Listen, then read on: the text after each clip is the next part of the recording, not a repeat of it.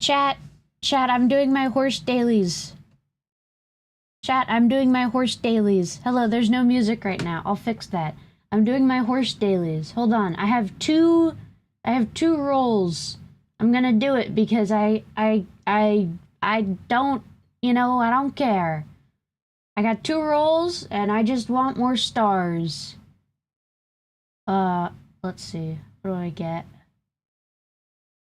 First roll.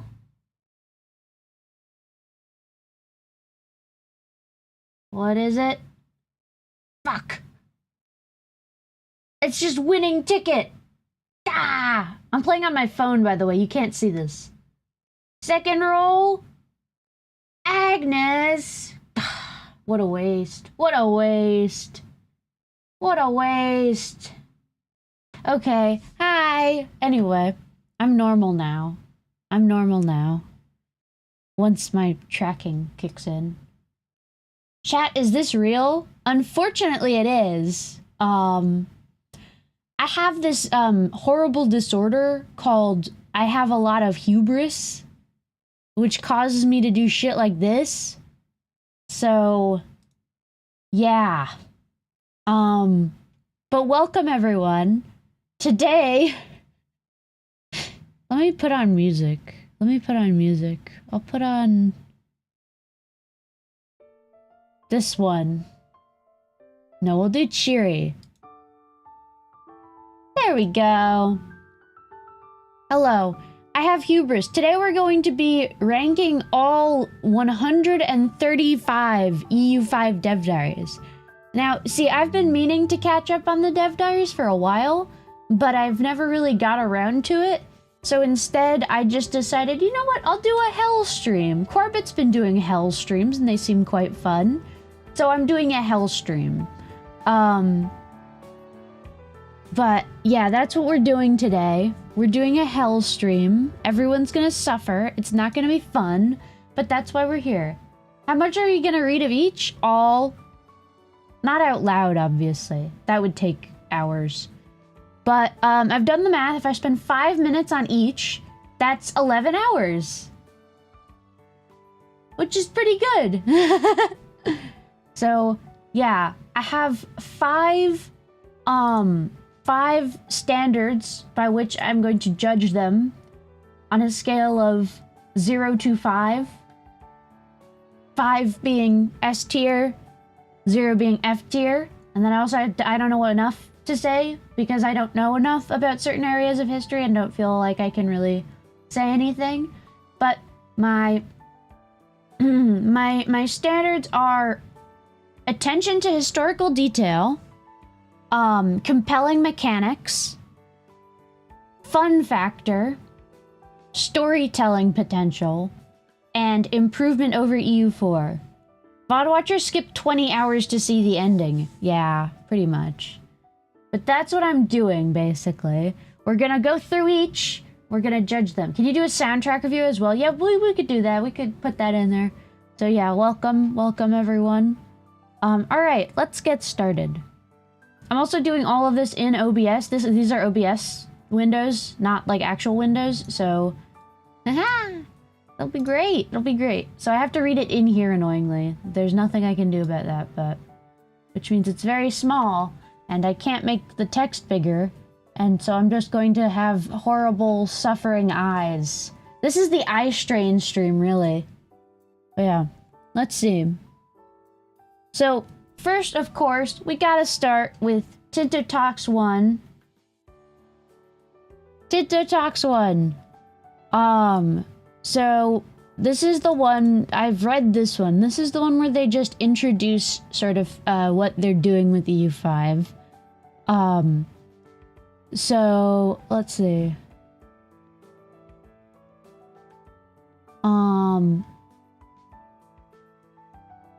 Let's see. So the main thing I think I want to get into right here is, so what about Project Caesar then? Because this is when they're actually talking about the game. Project Caesar, yeah, at PDS, let's see,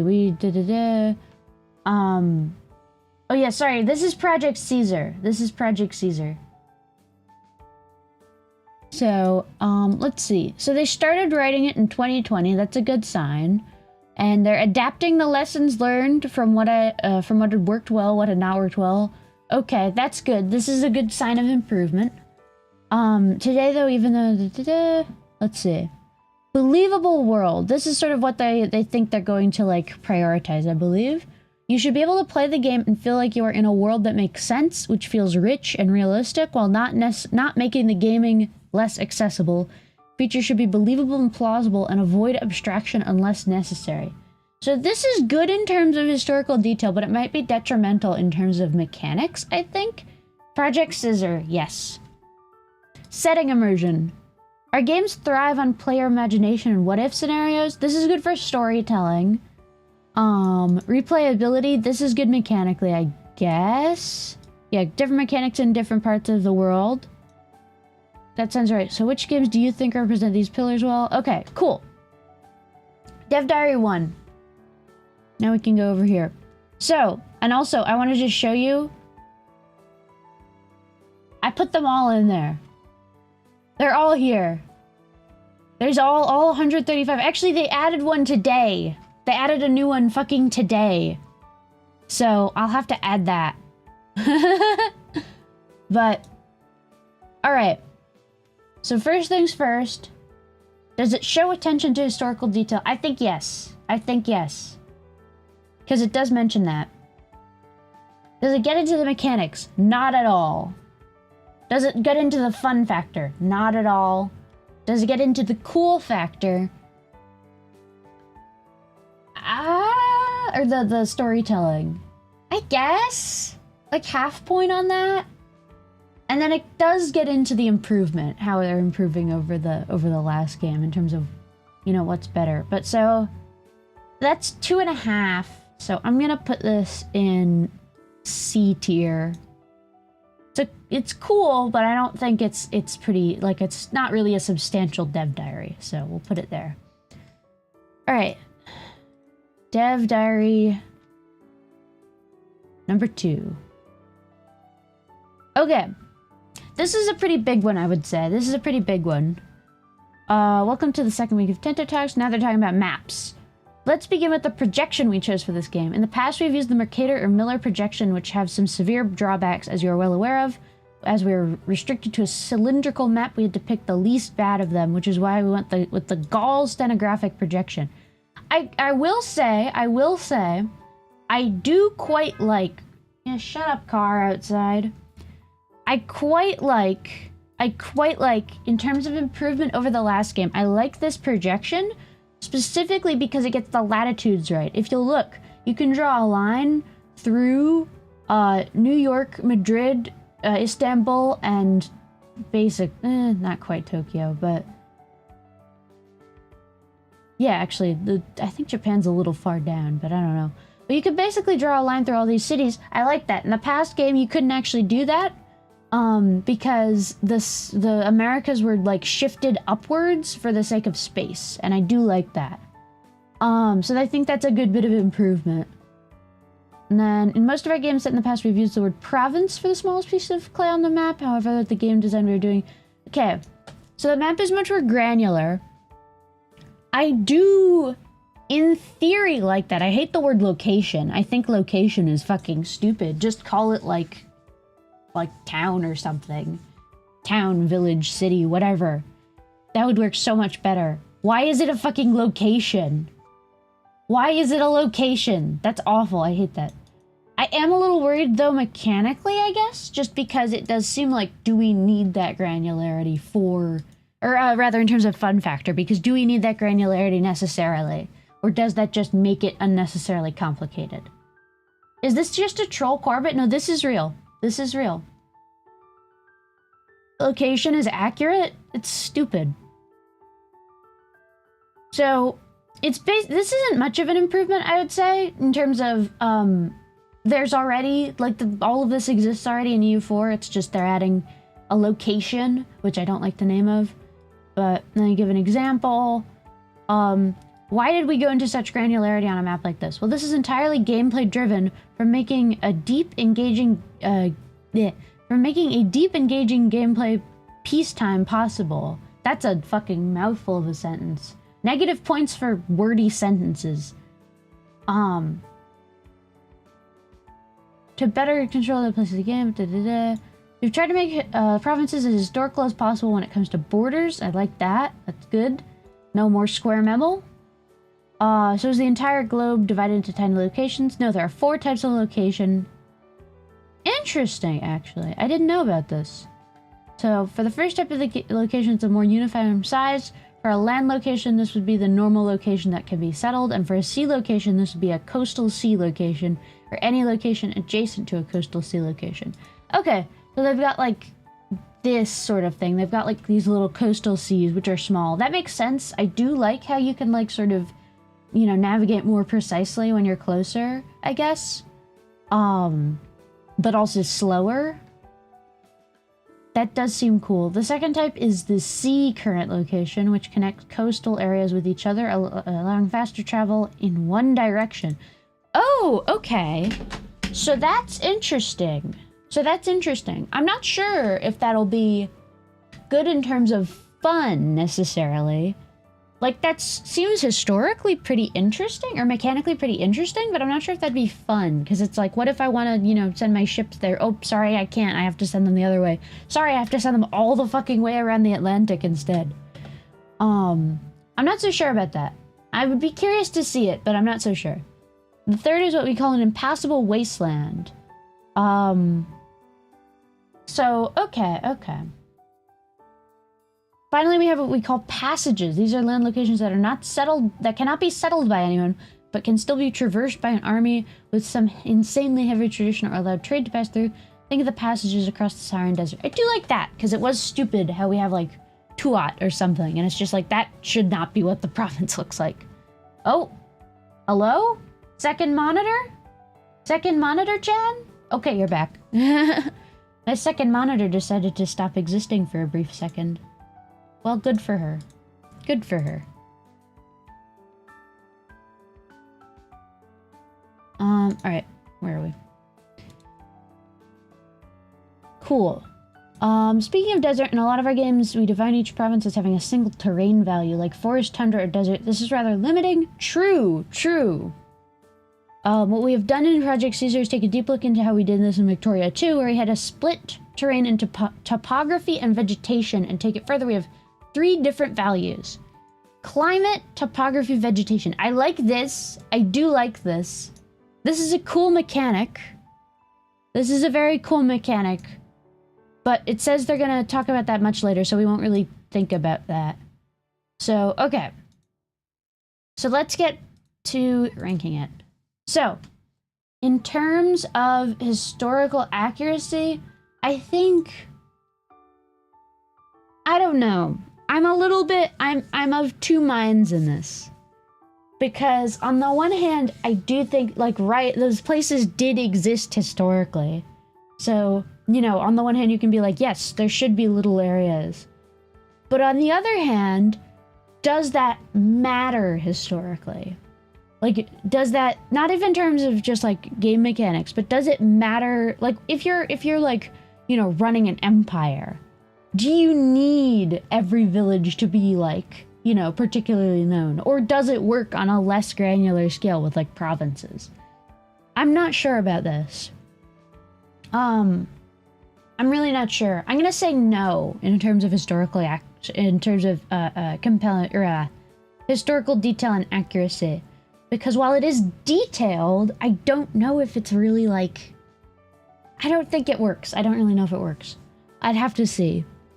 In terms of mechanics... Empires are harder to run, but if you only have 3 villages, then it matters more? I guess. I guess maybe, in terms of that. I don't know. I'm not going to give it a history point. Mechanics... once again, I don't really know. I think, you know, like, it seems cool. I do like some of it. I definitely do like some of it. I like the coastal sea tiles. I think that's pretty cool. I like the idea of, like, not just being able to go into the middle of the ocean for no reason. Not not the biggest fan of the one-way sea currents. Not the biggest fan of how wastelands are still just a thing. Like, I think, you know, I don't like wastelands because they're ugly on a map. You can just kind of incorporate that into a nearby area, just add some, like, you know, impassable borders or something, but I don't think, like, wasteland provinces. I don't really know. I'll say both history and that. Let's say that's 1 point. Like, I'll give 2 half points, so 1 point. In terms of fun, I do think it'll be quite fun. I think it'll be really cool and fun to be able to, like, manage on such, like, a micro level and to, like, bring your armies around and that kind of thing. So I'll say yes, fun point. Storytelling. I don't think it does really contribute to storytelling necessarily. This is maybe just because I'm kind of anti-geographical determinism, but I don't know if that's necessary for storytelling purposes. I think it still kind of works on the province level. And then in terms of improvement, I think we do have to give them that, because this is certainly an improvement over EU4 in terms of it's just going to allow you to do more, and it also gets rid of a lot of the stupid shit, like Tuat being a massive province. So I do think that that's an improvement. So we'll say 3 out of 5. So we'll give this one a B. We'll give that a B. Okay. Next dev diary. Tinto Talks 3. Welcome to the 3rd week of Tinto Talks, where we're talking about... Ooh, okay, this is going to be a... This is going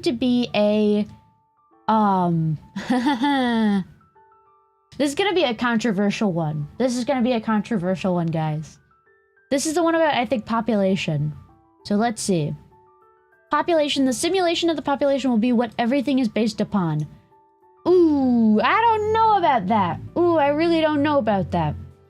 I think a lot of the time, they do some weird shit with population. And it's like they, you know, in theory, they're like, yes, population is the basis of everything, you know. It's all based on population. But then what they do is, because when you actually just map population, you don't get, like... Yeah, this is the diary. Oh, this is the diary that narrowed down the date. That is true. We'll consider that. But whenever you do these kinds of, like, pure simulations, you generally end up with weird results. And they don't really want weird results. They want historical-ish results. And so because of that, I think oftentimes what they do is they just add a minus 100% fuck you modifier. So, like if you're playing, like, natives in the New World, right? It's like, well, our simulation kind of breaks down here, so you just can't dev. Or you have this mechanic that just screws you over. And it's like, so that's not simulation, that's you giving up on the simulation and admitting that your simulation is flawed. And then instead of trying to fix it, you just add a minus 100 fuck you modifier. So, I don't know. I'm not the biggest fan of pops. The other thing I'm not the biggest fan of is because I'm worried about because remember, the early modern period is a period of monumental population movement, especially in terms of colonialism. And I just don't trust Paradox to adequately represent that. Because what that's going to mean is you're going to have to be able to, like, interact with and sort of, like, you're gonna, basically, they're gonna have genocide mechanics. That's the thing. You're gonna have to do genocide mechanics. And I don't know if Paradox can do that correctly. So, I'm a little hesitant about the historical accuracy thing. Simulation, not board game. This is also a thing I don't like. I'm not happy about this in terms of fun. Is a simulation fun? I don't think so. I don't think a simulation is necessarily fun. I think a board game is fun because they make it, you know, a particular way so you can play it. Like, nobody's playing Ticket to Ride and being like, this isn't accurate enough. You know, why is this not, like, why doesn't this have the railway bust of the 1870s or something? It's like, that's not what it's about. It's meant to be fun. So I am worried also about, in terms of, are they prioritizing making an accurate simulation in air quotes. I just did air quotes. You can't see that. But I'm worried about that. That worries me. Every location that can be settled will have pops or people. A single unit of people in a single location can be any size from 1 to 1 billion, and as long as they share the same 3 attributes. Culture, religion, social class. This, okay. This is interesting. This is interesting. They're continuing their religion and culture thing. Social class I do really like. I do think it's really important. I think that if they do this well, it'll be really fun. I hate the UI. I must say, I don't like the UI. But this is cool. This is really cool how they're like, yes, we have Sephardi Jewish burgers, and there's this many of them, and they're in this place. I think that's really cool. I really like that. Let's see. And then, let's see. Burgers. It will fail or succeed basically on what level they expect they want to, they play. Jewish Sephardi burgers, yeah. There are few other statistics related to pop in terms of literacy. Okay, that's interesting. So they're including literacy. Another one is their current satisfaction. Okay, that's interesting. That's interesting. Population will grow or decline. What about performance? This is a good thing to note.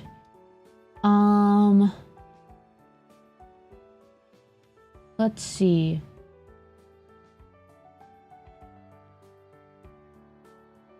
So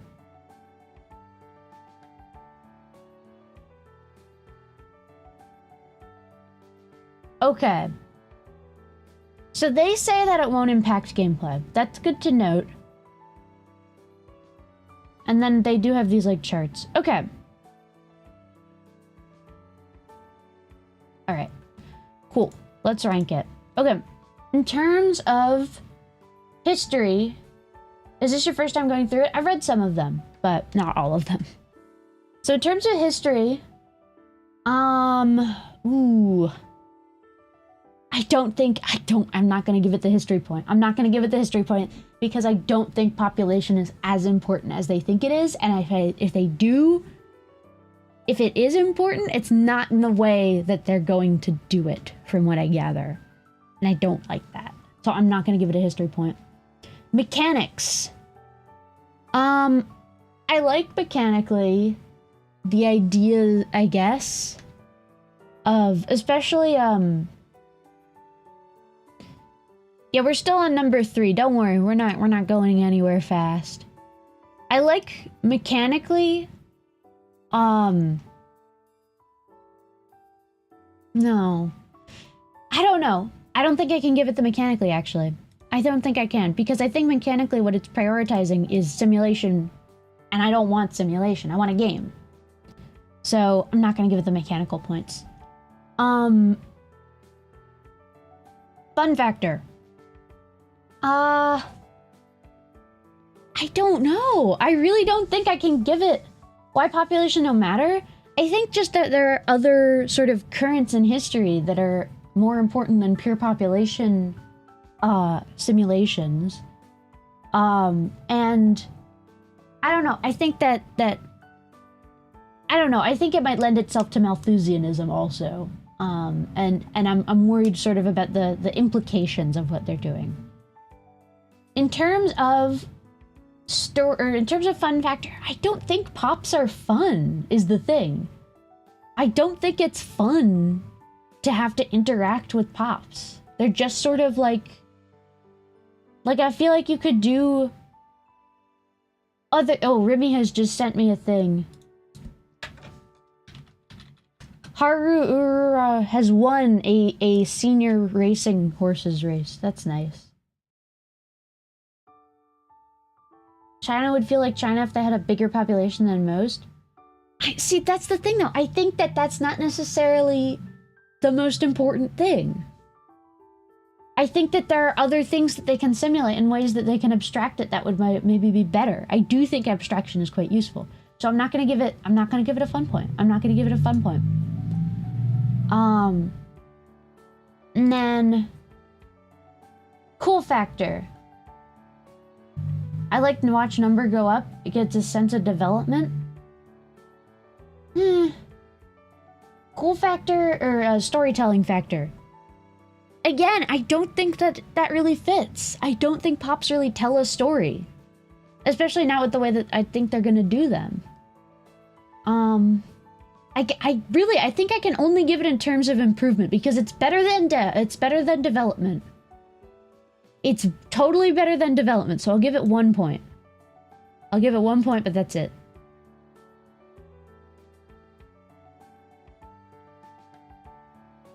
Alright. Next dev diary. Next dev diary.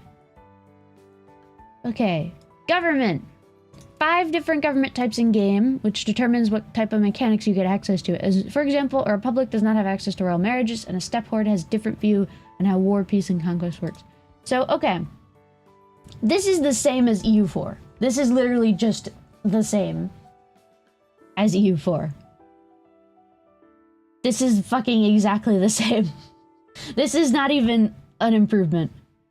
Also, this is what I'm talking about in terms of, like, you know, minus 100% fuck you, thing. Is it's like, okay, well, you know, like, they'll do something like, yeah, steppe horde, you know, sucks to suck, basically. It's like, okay, well, if you're trying to make a simulation, there's not really a difference. Like, these are just, like, organizations. There's no sort of inherent differences. It's like, you could just have, like, a government system instead of having, like, specialized governments. But once again, this is like, you know, okay, that's fine. I think this is fine. It's just, you're doing board game and you don't want to do that for some reason. Alright, let's see. These, together with country rank, government reform, and local flavor, give countries names. I like this. This is really cool. I like the dynamic naming. Naming is good. I like having kingdoms and principalities and crowns and stuff. That's good. One of the most defining parts of the government is the estates mechanic. This has been one of the core... Like that. I like that. Estates are so important. I think estates should be, like, #1 priority. I very much like that. The estates are also active entities. Yes! Yes! That's good. The estate should be doing stuff, because historically, right, if we're abstracting this onto the country level, you want to have, like, rebellious nobles. They need to be doing shit. They are as much a country as you are at game start. So, let's see. 2 government reforms, 1 culture specific. Let's see. I don't like this necessarily in terms of mechanics. I'm not a big fan of just, you know, plus this type government reforms. I like ones that add new mechanics. Let's see. Different government reforms and reform slots will be available. Court language, common language. Okay. So this is basically just like EU4. Something that is different from reform is what we call a law. I like laws. I do like how there's law. Some drawbacks. There's some drawbacks. It takes a few years to have full effect. I like that. I like that. If your government allows it, you can call a parliament. If you don't do it often enough, these states will get irritated. I like that. That's good. This is just sort of what they have in EU4, but I do like that. Another part is the cabinet. Ooh. Okay. Okay. I like that. That's pretty interesting. Governments are just people. Domestic of policies. What is this? I don't get this. Why? They're like, we don't want to do an abstraction. Anyway, here's how you can perfectly, like, you know, consider the society on, like, a scale from 1 to 10.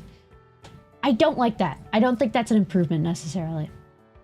I don't think that's improvement. EU3, my beloved and troubled child. I have to play it someday. Alright. In terms of history, good. I think the history on this one is good. I think the history is good.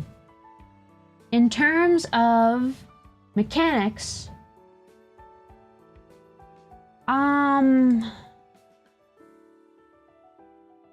Let's see. I don't like this. I think this is stupid.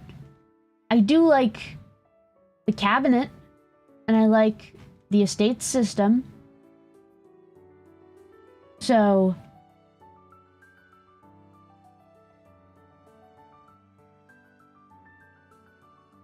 I don't know. I'll give it a point for mechanics. I'll give it a point for mechanics. Because I like the estate system.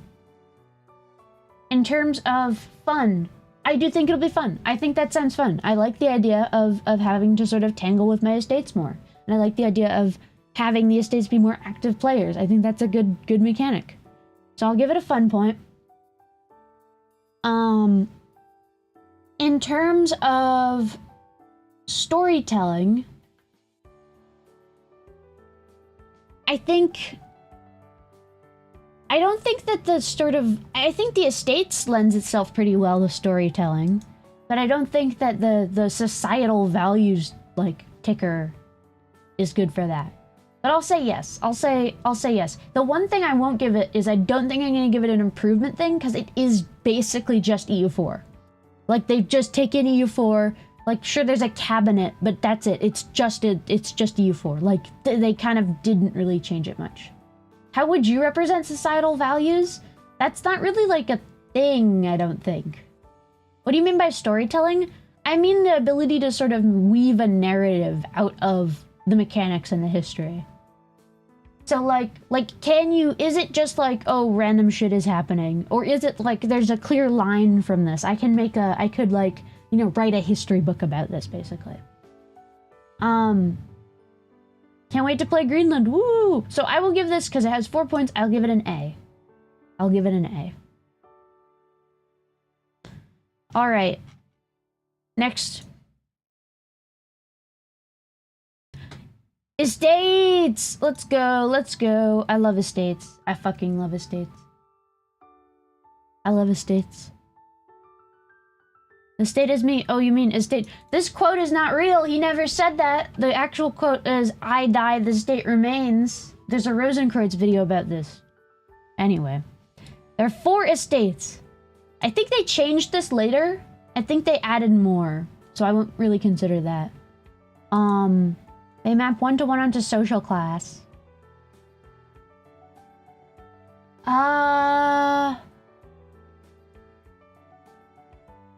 Yeah, okay, that's fine. That's fine.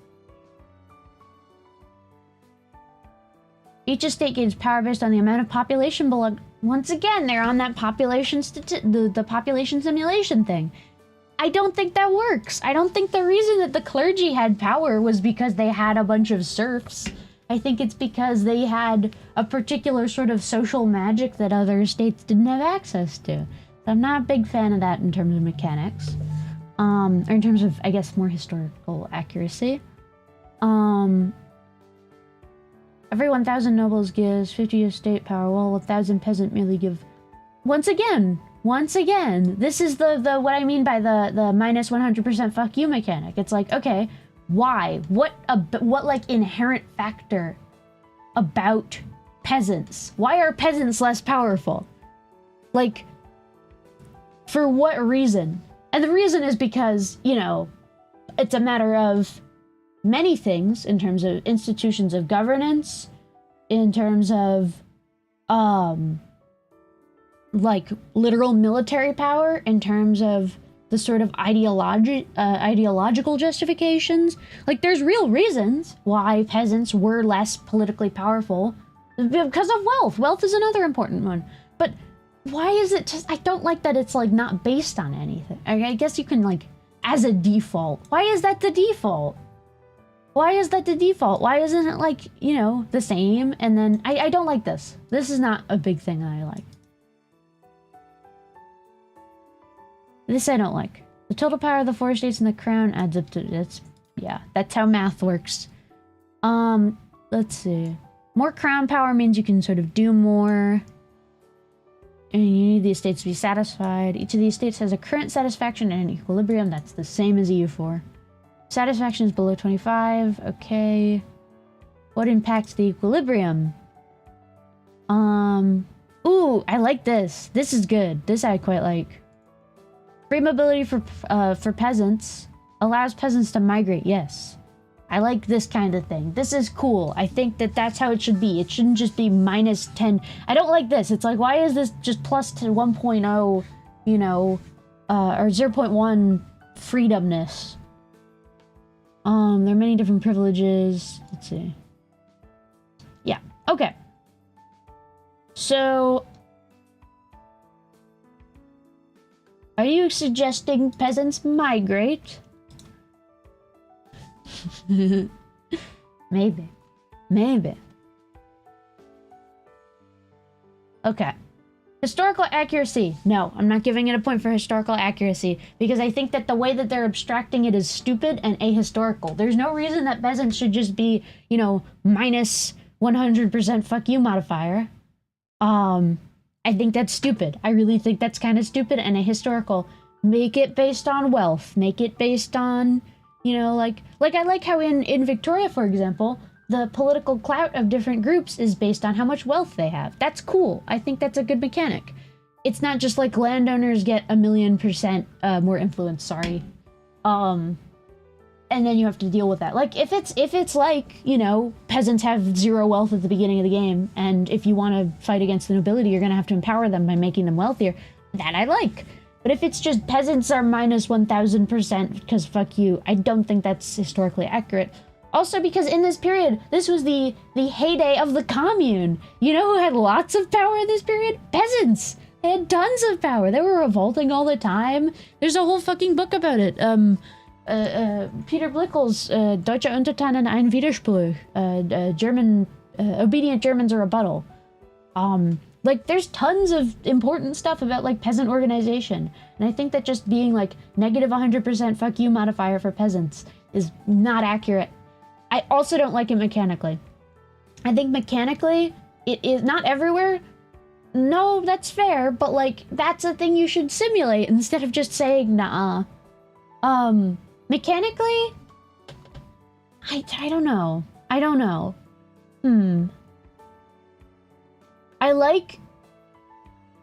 I don't know.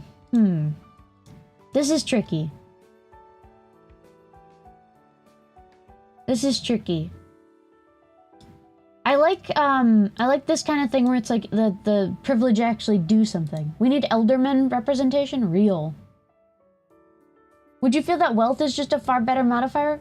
I think that wealth honestly is probably better, but also you need further additions to that, like a sort of social magic sort of system. Like, you know, the clergy doesn't get their power from their wealth. Like, sure, they get some of their power from their wealth. How did they get that wealth? They get it because they are the only estate able to collect tithes. You can't just do a pure Marxian analysis here. So, let's see. Not gonna give it the historical point. Mechanically, I think it's fine. I like that there's at least a commoner's estate at all. I think that's a good improvement. Also an improvement on EU4. But, I think it's okay. I'll give it a point for that. So, you can give peasants a presence in parliament if you want to give them more power. That would be cool. I think that's cool. That's a cool. Let's see. Fun factor. This does seem pretty fun. I'll admit, this does seem pretty fun, having to balance your estates. I quite like it. I quite like it. I think it'll be fun. In terms of storytelling factor, yeah, I'll give it that as well. I'll give it that as well because I think you can sort of have a narrative around, like, if you're freeing the peasants or if you're oppressing the peasants or whatever, that kind of thing. I think so. And in terms of improvement, I guess it's an improvement. Like, theoretically, I guess it's an improvement because it does, like, have commoners. It does have, you know, more of these mechanics. So I guess it's an improvement, but just barely, honestly. Aren't the estate privileges the social magic? Kind of? Not really. It's kind of a different thing. I think I'm gonna give it 2 half points, actually. So I'll just give it a total of 3. For Yeah, 3 for mechanics, fun, storytelling, and improvement. Yeah, we'll give it 3. We'll give it 3. So that'll make it... Can I interact with this, please? Great, I can't interact with it.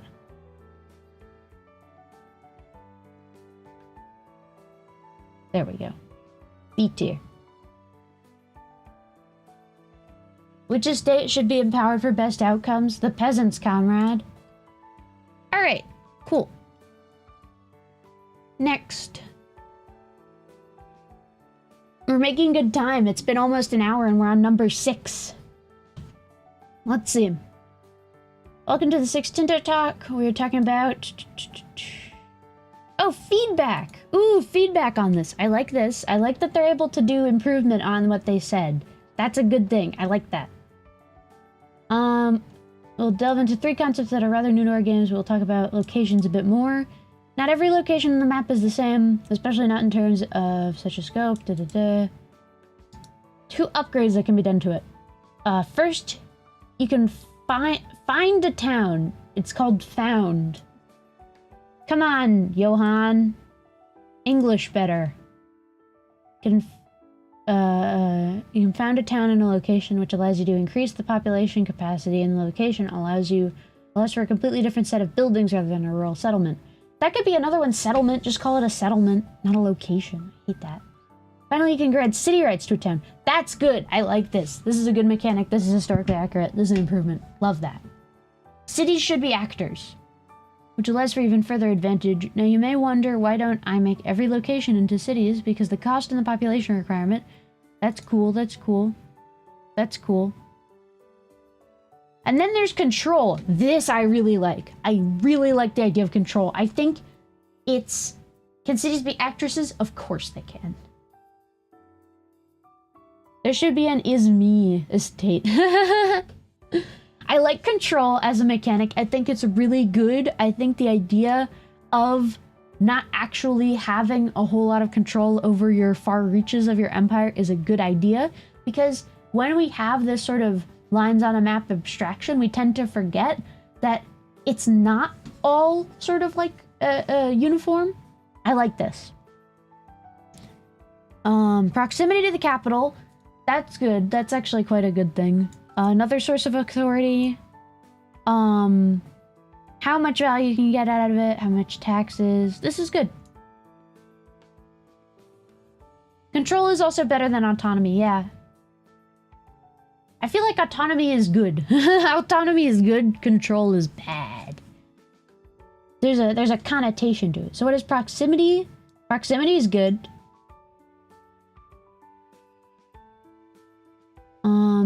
Proximity over coastlines is good. That's important. Major river. Okay, that's important. You build a road. That's important. I like that. Buildings, you can build like a bailiff, which acts as a smaller proximity source. Oh, I like that. I do like that. Maritime presence. Ooh. Control of the seas. This is big. I like this.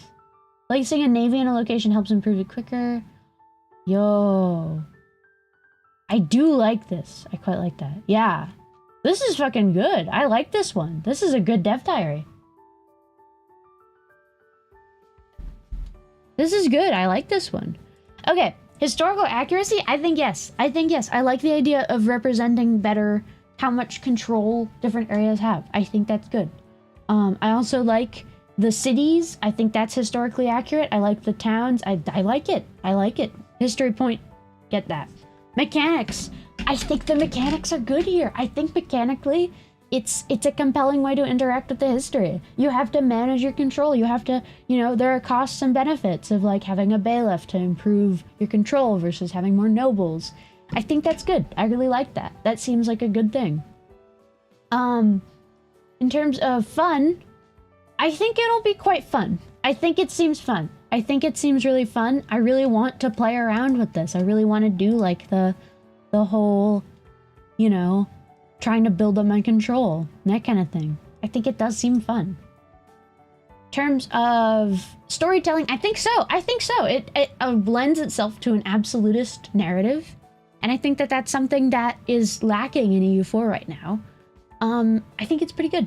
And then in terms of improvement, I want to give it that as well. I think this might be our first S tier.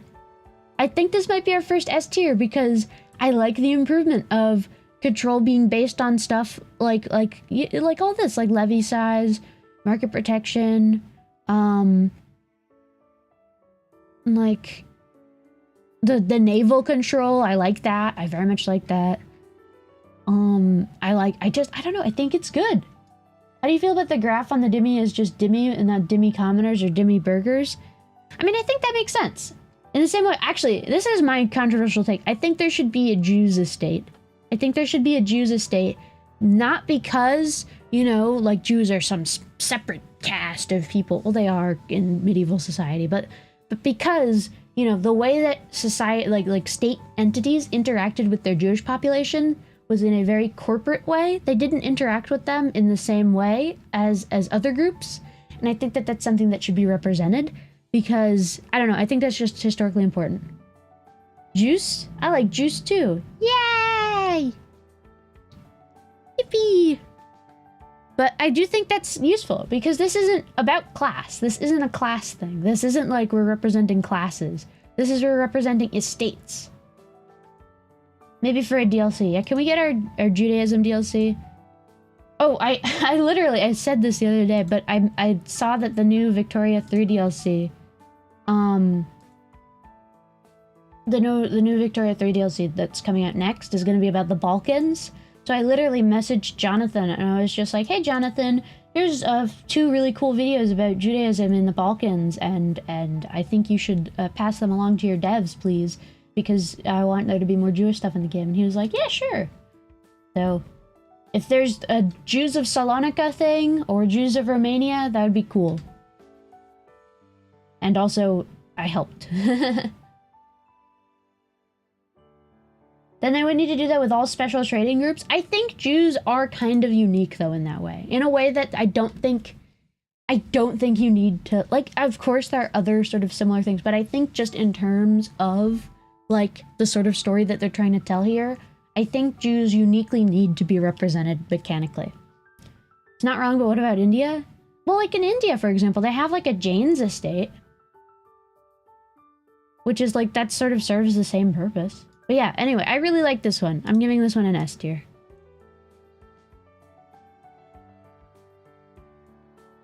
I think the reason that they don't... I kneel to those trying to represent the 1800s Balkan pops, yeah.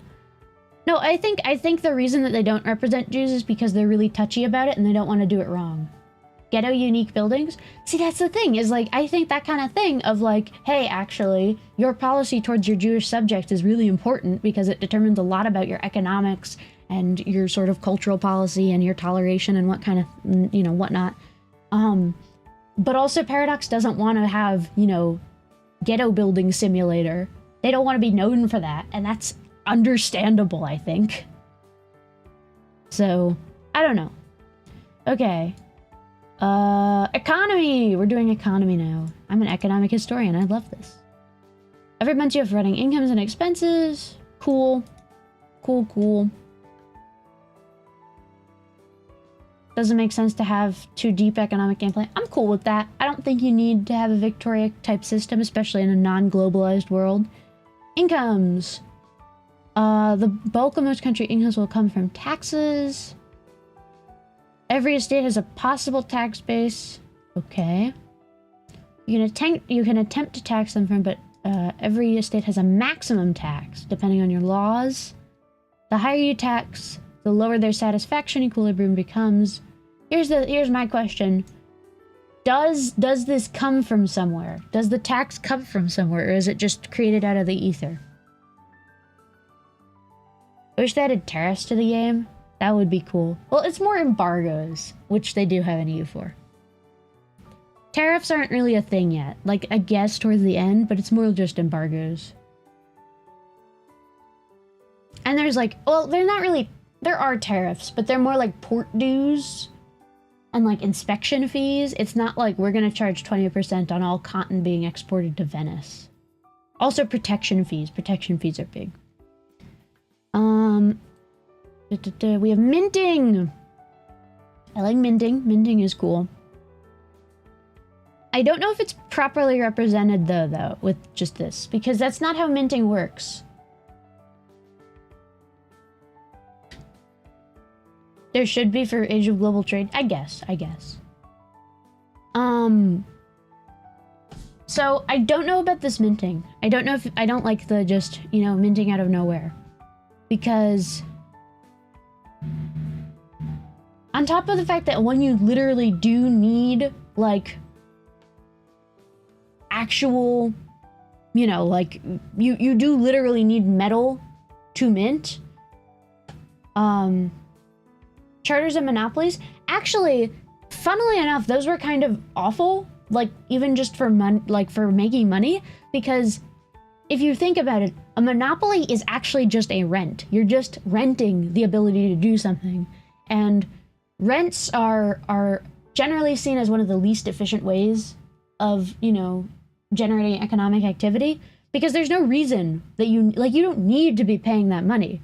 You know, it'd be much more efficient if instead of paying that, you just reinvested it into your, like, capital gaining operations. As an economic historian, what is your go-to recession indicator? Well, based on the time period that I study, war between the English and the Dutch is a good one. You know, if the port of Antwerp is getting blockaded, that's probably a bad sign. Modern day, I can't really say. I'm not too knowledgeable about that. Sounds like a true Dutch trader, yeah. But no, basically, rent-seeking activity is bad. Generally, it's bad for an economy. Do the English and Dutch ever go to war? Yes, often. There was 4 Anglo-Dutch wars. Among other things, like the Glorious Revolution. Okay. Cool. I don't know. Oh, the other thing is minting. People like to think of minting as sort of just like free money, but the biggest downside is you actually have to pay for it. Like, for example, here's a historical example. The way it worked in Austria, or in Austrian Tyrol, under the Habsburgs, is that the Archduke of Tyrol had a special privilege where he was allowed to buy the outputs of the mines first for a particular price. So the way he actually did minting is that he would buy at a cheaper rate silver from his own mines, or from the Bergwerk, who are the mining entrepreneurs. He would buy from them at a particular rate, and then he would sell it effectively to the mints. And eventually what ended up happening is other financial actors came in, especially Augsburger merchants, like the Fuggers, the Welsers, the Hochstädters, the other, you know, people like that. And instead, what he would do is, to pay back his loans, he would basically let them buy at his rate. So he would repay them in the ability to buy silver, and then because a certain amount of that silver, the cost of that had to be paid to him, it would cancel out against the loan. So there's a lot more complexity to it, basically, than that. But you actually need money to make money. You can't just mint out of nothing. Expenses. Let's see. Let's talk about expenses. Cost of the court. That's big. That's big. I think we often forget how expensive it is to maintain a government. Spend less gold, your legitimacy or equivalent applicable government power will decrease over time. That's cool. I think it should also impact power, though, or control. Then we have the cost for your standing army. Very fair. Fort maintenance. Culture. Ooh, like that. Colonial charters. You can impact the slider. Stability. Okay. So this is just EU4. Okay. Okay.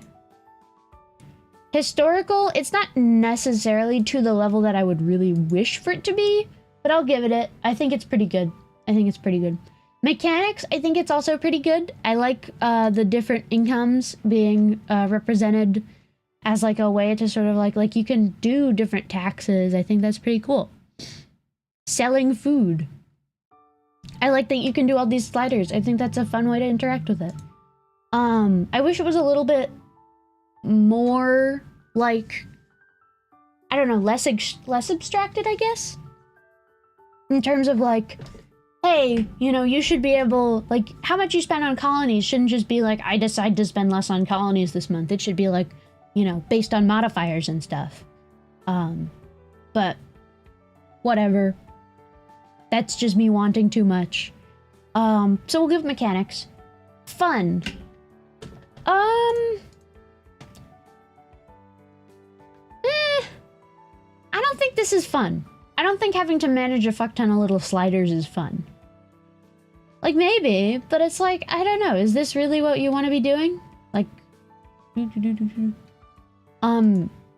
but in terms of storytelling, I think it is, I think it's okay. I think it does help you sort of tell the story of, like, you know, rising expenses in certain areas, bankruptcy, minting, all that. I think it tells a particular story. So I'll say yeah. Tender Talks, oh, minting does require gold or silver and a building. I like that. That's good. I don't think I'm gonna give it, I think I'll give it a storytelling, but not the fun. And then improvement. Does it improve? Not really. This is just the EU4 system. Like, you can tax different areas differently, I guess. That's neat. You can increase how much you mint, but it's not very new. I think I'll give it 3. I'm gonna give it 3. So B. A lot of the stuff is outdated by now. That's fair, but we're going at it in order, so that's just how it'll be. All right. Next. Ooh, Fastly. Let's see. Oh, I remember this image. Oh, Winds of Change EU4. Guys, go buy Winds of Change. You hear about Winds of Change? You should go buy Winds of Change for EU4, because it's 17th of April, 2024. Loans! Loans and bankruptcy. I should not be that excited about loans. Guys, I might be a walking, talking stereotype. Alright. Loans and bankruptcy. They're different. It's kind of similar where you take a loan, you get money, you pay interest. However, there's some changes. Ooh! So it's actually based on how many estates you have. That's cool. That's cool. I quite like that. Are you gonna check out the Tinto apps and Tinto flavors as well? Of course we are. How could I not? 10% interest. Take out loans. In this game, we are not borrowing money from Abstract National Bank, but instead your national loans. This is lovely. I love that. This is good. This is great. I love that. If there is no money to borrow from the estates available and you have no decades left, you will go bankrupt, which is a bit more severe than, let's say, EU4. There's also another way to get gold. You can send a diplomat to one of the banking countries. Yes! This is great! I love that! This is so cool! Oh my god. I'm so excited about this. Core concepts. Let's see. Tooltips. Food. This is cool, I guess.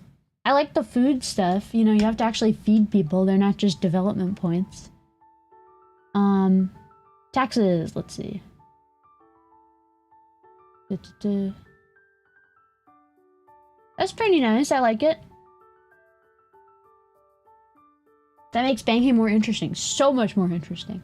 And it means there's actually an incentive to, like, sort of build up your money lenders. All banker EU5 MP and just refusing to give people money. Taxes. Let's see. Often, see, you know what I'm kind of interested in terms of loan repayment. One of the ways that loans were often repaid is that on top of, like I already mentioned, there was the scheme with the Tyrolean mines where they would repay them in the ability to buy silver. But there's also, for example, rents would just be given over to banks. That was pretty common. You just give the what you made from a certain estate over to a bank or a family firm, and they would just collect it for however long.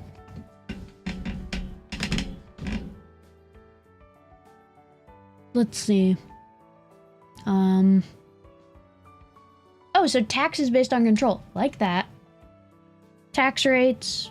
Alright. That's pretty cool. Raw materials! Yo! That's pretty dang cool. Only peasants and slaves will work together as raw materials. Okay, that's fine. Maximum size of infrastructure that can be built up. I like that. That's pretty cool. That's pretty cool. I quite like this. Did these so-called family firms exist in the 1337 start date? Yeah. Totally. Like, I think the oldest German one is the Ravensburger Company. When were they founded?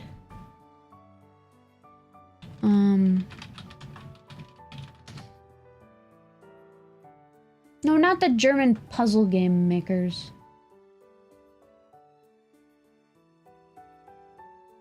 The Great Ravensburg Trading Society. That's what it's called. When were you founded? I was founded in 1380. Yeah, so like right at the end. Didn't mean to sidetrack you. No, this is a fun sidetrack. But no, there were tons of these. They kind of all were founded like at the end. Well, in Swabia at least. I'm most knowledgeable about South Germany, but the sort of rise of the South German city-states was around the end of the 14th century. But yeah, no, they totally existed. They're really cool. Definitely look into them. Yeah, no, but they existed. They're cool. Yeah, the Fuggers. So the Fuggers actually, they're probably the best known of these family firms. They were, well, they weren't founded, but the first Fugger that appears in the historical record is in 1367, I think. So yes, yeah. Just after game start, basically. I wonder how that'll work, actually, because it's like, do you start as Augsburg and then you get, like, an event that's like, hey, the Fuggers are here, can I play as them now? I'm curious, though. I don't know. Okay, ranking. So, in terms of historicity, yes. Perfect. 10 out of 10 on the historicity. Looks great. In terms of mechanics, I think it's really cool. I really like the idea of having to, like, you know, actually have your estates have money.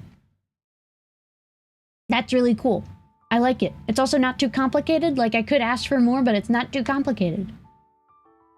Same with the food. It's like, okay, if there's food, you know, it sort of works itself out. You don't have to micromanage it too much. Taxes, once again, based on control. Like that. Raw materials I'm a little worried about, but that's not this dev diary. So mechanics I think is good. I think that's good. If someone has played the Guild game, that series was originally called Fugger. Oh, cool. I think the Templar banking would have just ended a few years before start date. Yeah, the birth of banking in Western Europe was because of the Crusades. Because people wanted to go to the Holy Land, but they didn't want to cart all their gold with them, so they'd deposit it with the Templars in Avignon, and then they would go and, you know, in Jerusalem, they'd be able to withdraw it from the Templar Bank in Jerusalem. The Italian banking families were around the early 1400s. Yeah, so basically all of them are like late 14th, early 13th, or early 15th century. So that's sort of, that fits. Fun. Do I think this will be fun? I mean, I'll have fun with it. I'm gonna have a lot of fun with it. There will be saffronomics like no one else. But I don't know. Yeah, we'll give it fun. Storytelling. I think actually it does lend itself to storytelling quite well. In terms of, like, you actually have to manage your estates. So you can sort of, like, have this rise of banking. I love this as well, the banking countries thing. This part right here is perfect. There's fun and then there's saffron. I think it lends itself to storytelling. And then is it an improvement? 100%. There's no more nonsense national bank. I think this one is an S tier. I really like this dev diary. This is great. S tier. Okay. Next.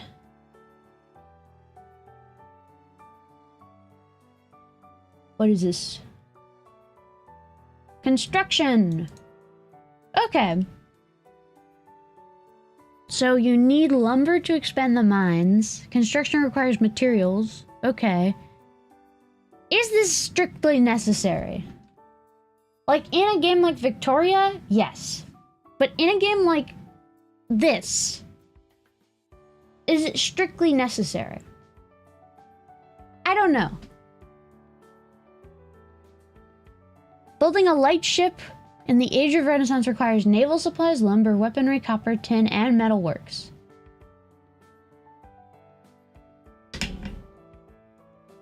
I think so because resources aren't exclusive and some aren't everywhere and some are exclusive. I guess. But I don't think like stone is necessarily like stone or yeah, mainly stone. They're trying to disturb and yeah. Okay, buildings. Buildings have production methods. Buildings that can produce goods, buildings that only give effects, and buildings that can be only be built by estates. I like that. I like that. That's cool.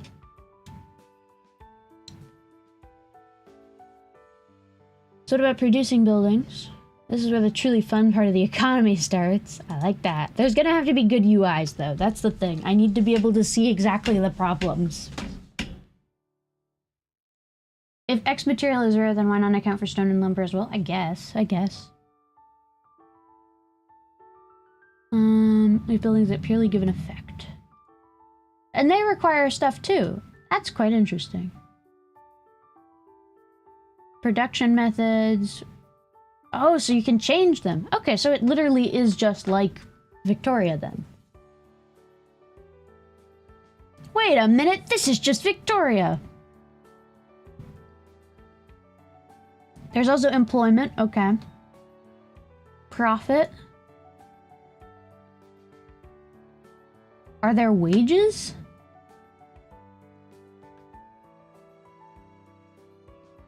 I like this. This is pretty cool. Alright. Okay, let's see. Let's see then. Historicity. I guess, yeah. Yeah, I think I gotta give it the historicity point. Buildings require shit. That's true. Wages are abstracted. Damn. I think I'll give it the historicity point. Mechanics, I'm not so sure about. I'm really not so sure about. Is it necessary to have such a granular system in what is not an economic game? What is a political game? I don't think so. I think a little bit more abstraction could be fine. I don't think you need like production methods necessarily. I think that kind of thing. I don't know. I guess it depends on how automatic it is, but I'm gonna say no for now. I'm gonna say no for production methods, and all that. Fun. Does it seem fun? Fair take. I like economy in my political games. I mean, I do too, but I like macroeconomics. I don't like the, like, why do I have to manage a building? Does this look fun? I mean, I can just see, like, right now it being really annoying. Like, being like, well, I need a castle here, but I can't make swords because there's an iron shortage. I can see that sort of being really annoying. The automation seems to be great, apparently. I mean, if it's well automated, I think it can be good. But if it's like, I'm missing 0.01 stone, you know, so therefore my entire country is collapsed, I think that could be annoying. But I don't think I can give it the fun point just for that. Just because I'm not sure. I'm not really sure. A new player will not enjoy this, I predict. That's another thing. This is gonna filter people. This is gonna filter people. In terms of storytelling, I like that the estates build things on their own. I think that's cool. I like the idea of sort of improving over time, I guess. Yeah, we'll give it storytelling. And then does it improve? I think it does improve over EU4 because in EU4 trade is just numbers. It's just like money. Or buildings are just like money. Generates money. Nothing goes into it. It doesn't have any cost. So I do like that. So I'll give it that. So 3 points. 3 points. Alright. Cool. Depends on how autistic they are. Let's see. Ooh, trade. Trade. This I actually do quite like the granularity of. This is where I think the granularity should be. Can't wait for the exploits Spiff and the min-maxers will find. Real and true. On. Who DM'd me on a Discord?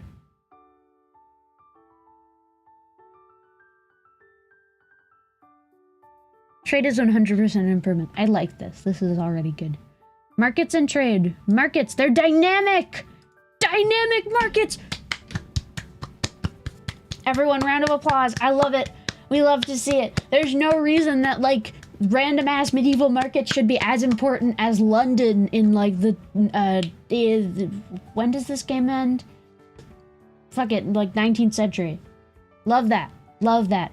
I also like that they're dynamic. Love that. Here's the question.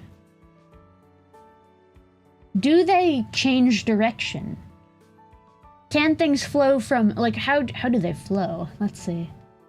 Every location in coastal sea zone will belong to the most fitting market. Okay, okay. Riga has control over much of the Baltic trade. Okay, cool. Like that. Language! Ooh, that's cool. Market has merchants who have power depending on buildings. Like that. Okay, but that's basically just EU4. Alright. Contours, like that. That's cool.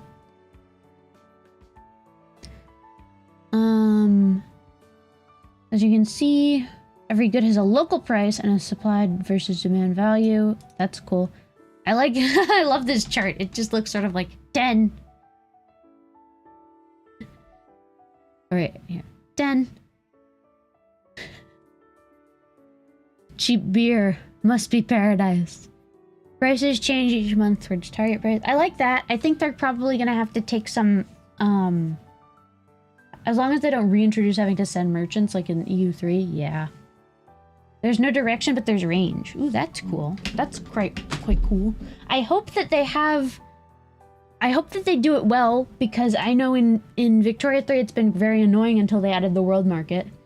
So, like, I know it doesn't make sense to have a world market in this, but I think they might have to figure out some kind of more general system just to like make it make sense. Your burgers will train on their own if they have the capacity for it. Let's go! Trade monopolies. Demand for maintenance and stuff. Trade themselves in black supply and demand. Like that. Like that. Use your merchant capacity to either export a good or import a good. Market needs to be within your trade's range, which is not world spanning. Okay. It's fully automatable, so good, I guess. Trade is a variable amount of goods. Cool. More capacity. Capacity is a good abstraction. I like that. Trade has to trace a path on the map. I like that. Ooh, and there's like tolls and stuff. Yeah. Diplomacy and trade. You can deny market access. I like that. You can request market access. If you dislike paying sound tolls, you can try and ask for an exemption. Nice. Food. I like that. That's pretty cool. There will also be automation options. You can lock some trades so the AI will not interfere with them. I like that. I like that. All right. I like that. Okay. So, historicity, I like it. I think it's good. I think it's good in terms of historicity. I think it nails the fact that, you know, you do sort of have these trading regions. I think that stuff like the sound tolls is a really great addition. And I think it looks really good. I also like that burgers trade on their own. Very good mechanic. Or very good historically, I guess. Mechanically, I think it's good as well. I think it's really good as well. I like how it's very based in reality. I like it. I like it. In terms of fun, I don't know. I don't know. I will have fun with it. I'm gonna have so much fun with it. However, I don't know if people are going to want to actually engage with it or are just gonna click the automate button. Because like in Imperator Rome, right? It's like, okay, cool, I could set up all these imports and exports, or I could just press the automate button and let the AI do it for me. I don't know if I can give it fun. Storytelling, I think this lends itself well to storytelling. The Rise of Nations, you know, is paved with gold and all that, so I think that does. And in terms of improvement, definitely improvement. Definitely an improvement. So I'm gonna give this an A. This is kind of like a pre-world market, Vicky. Yeah, I guess. I think it's good. I think it'll be good. All right. We're almost 1/10 of the way done. Just 10 more hours. Let's see. Well, guys, buy Winds of Change. Feature breakdown. I'm gonna have to get some water eventually. Military organization. Controversial opinion. I don't care a whole lot about military in these games. I know, that's the whole thing, but I don't really care a whole lot. I like the nation building. Let's see. 4 categories: infantry, cavalry, artillery, or auxiliary. That's just EU4. What the hell is auxiliary, though? And it can be a levy, a merchant, or mercenary, or regular. You can freely rearrange. Well, I like that. That's cool. Okay. This is just Vic3, actually. Or, CK3. Are you actually gonna go for 10 hours? No, we're gonna probably do this in 2 parts. Secondly, when you raise your levies, those pops are decreased in size. Yo! Yo! This is great. I love this. I love that people die. I love that. People should die. People should die when they die. If you do a death war, it should affect you. Speaking of that, levies do not spawn with any experience to speak of, and you have no direct control over the types of units you get. That's nice. They do not reinforce. Less food. That's good. This is good. That's why pop system is good. I feel like it can be abstracted, but I do like that it has an effect.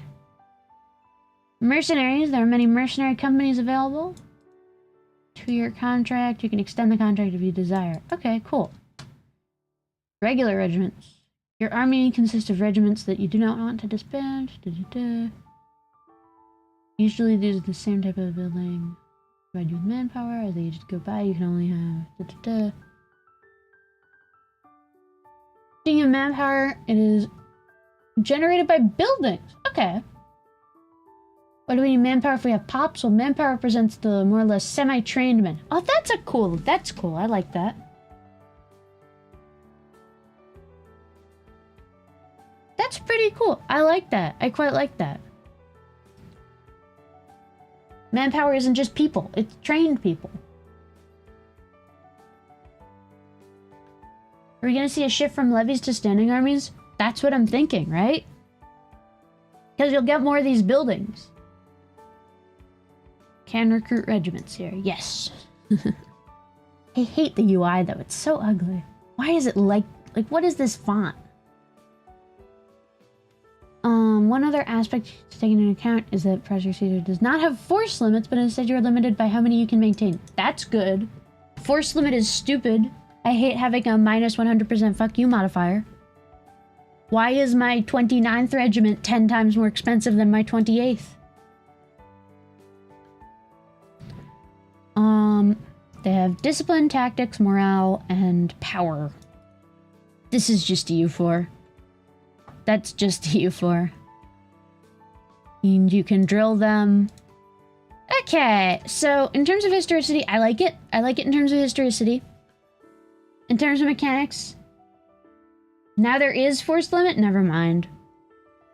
Mechanics, I guess I do quite like it. I do quite like it mechanically. I think it is cool, the idea of having manpower and levies and all that, and people dying. People dying is great. So I'll give it that. Fun.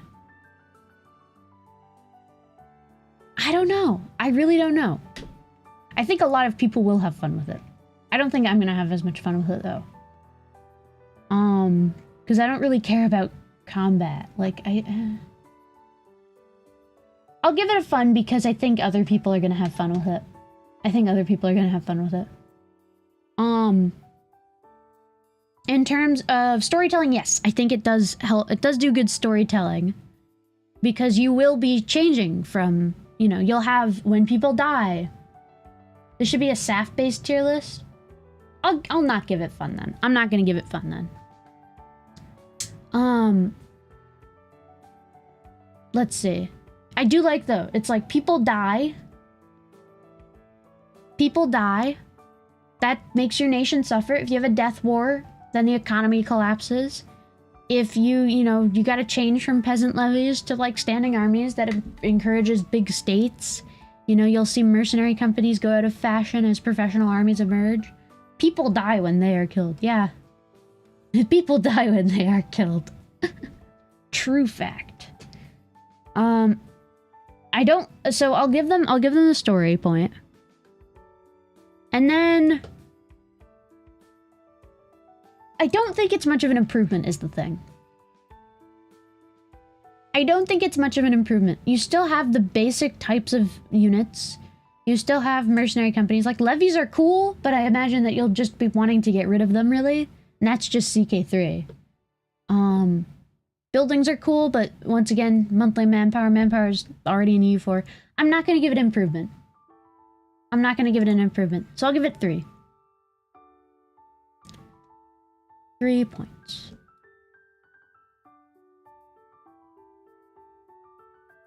We're gonna see a sort of standard curve, I think, with this. Where it's all sort of like... You know? Alright. Next. Next dev diary. Tinto maps! Our first Tinto maps! This'll be fun. This'll be very nice and fun. Woohoo! Woohoo! Let me introduce myself. I am Pavia. Ooh. Hello, Pavia. Oh! My background was as a historian, which led me to work on a PhD in medieval history. Yes! Good! Good! I like this. We should have more actual historians doing Paradox games. Yay! What this new series will be about is quite straightforward. He's doing maps. Very cool. Very cool.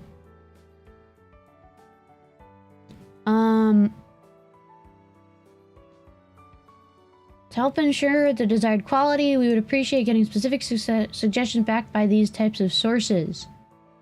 Let's say a Wikipedia map or, as others, let's say a Wikipedia map or a YouTube video with no reference may not be reliable enough.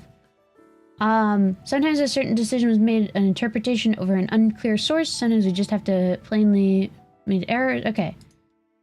So they're working on it. I like that. I do like this. I do like this. Foreshadowing is a narrative device we're in. What? This is cool. They should hire me. The Low Countries. I like this. This is so pretty. I like the way the map looks. It's very nice. It looks, it's so, like, just, it's really grown on me. Wonder if video games are a significant employer of history PhDs? So the problem is that, nobody is a significant employer of history PhDs? No Burgundy? This predates Burgundy. Burgundy didn't take over the Netherlands until way later. I hope that happens. Ooh, fly in my room. Hello. Or, gnat. I mean, by percentage, I think it's probably 90% unemployed. Oh, Frisian freedom. I didn't even notice that. Hello, beautiful. Hello, Frisian freedom. I love that. Yeah. No, this is great. These borders are beautiful. Yeah, I like that. I like that. Locations. Provinces. I can't really give too much feedback on this. Climate. Ocean. Alright, looks good. Cultures. I think they changed this, so it's like low Franconian or something instead. I think they changed this. I'm gonna look in the comments. Stripes mean pops of a different culture. Ooh, yay, I like that. That's pretty cool. Religions. Yellow map. Raw goods. Oh, this is cool. We can get a sort of view of what they have. Fish. Cool. What is this? Wheat. Livestock. Why is there making livestock in Antwerp? Huh? Wine. Horses. Alum. Cool. Antwerpen market. Very nice. Very nice. I think there was there a like a response or something? I feel like they changed it.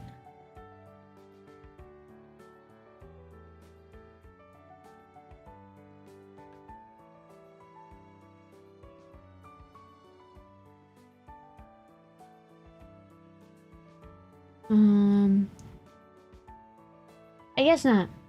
1337 Antwerp wasn't a very important port. I guess it was still Bruges at that time. Okay, next dev diary. Oh wait, I didn't rank it. Alright, let's rank it. I don't know how I'm gonna rank this one really though, because it's a bit different. Alright. Historical detail, I like it. I think it gets a history point just because it does show that they really care about the historical attention to detail. They do have these like little, you know, very tiny little granular stuff. They changed it back to Bruges. Should maps be their own category? Maybe. Yeah, it doesn't really fit. Does it look fun? It's the Netherlands. Of course it'll be fun. Sure, we'll go. We'll just do it. We'll do it live. Actually, no, it's maps. We'll make a new category. I'll make a category here at the bottom. How do I do that? Add a row below. IDK, enough things to say. Or call this maps category. I can't spell category apparently. It's very small, this letters.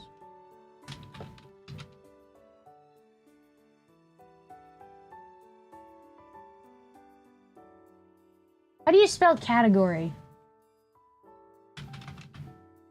With an E. The more you know.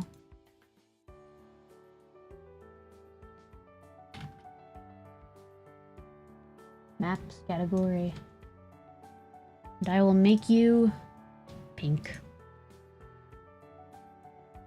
Maps category. Woo!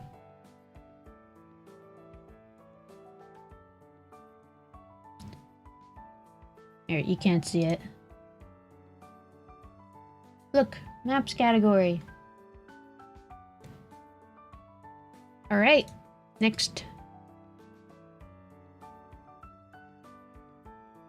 Ooh, okay. Let's see.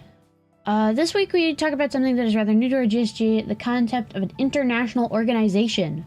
This may sound like an anachronistic term. You'll go, but you already have this. Okay.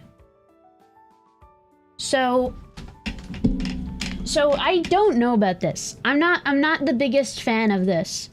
I think it does sort of make more sense to make, instead of, this is the sort of same thing as like the sphere of influence power blocks in Vic 3. It's like, yes, we can make a thing, you know, system where you can make a thing and have it be different stuff.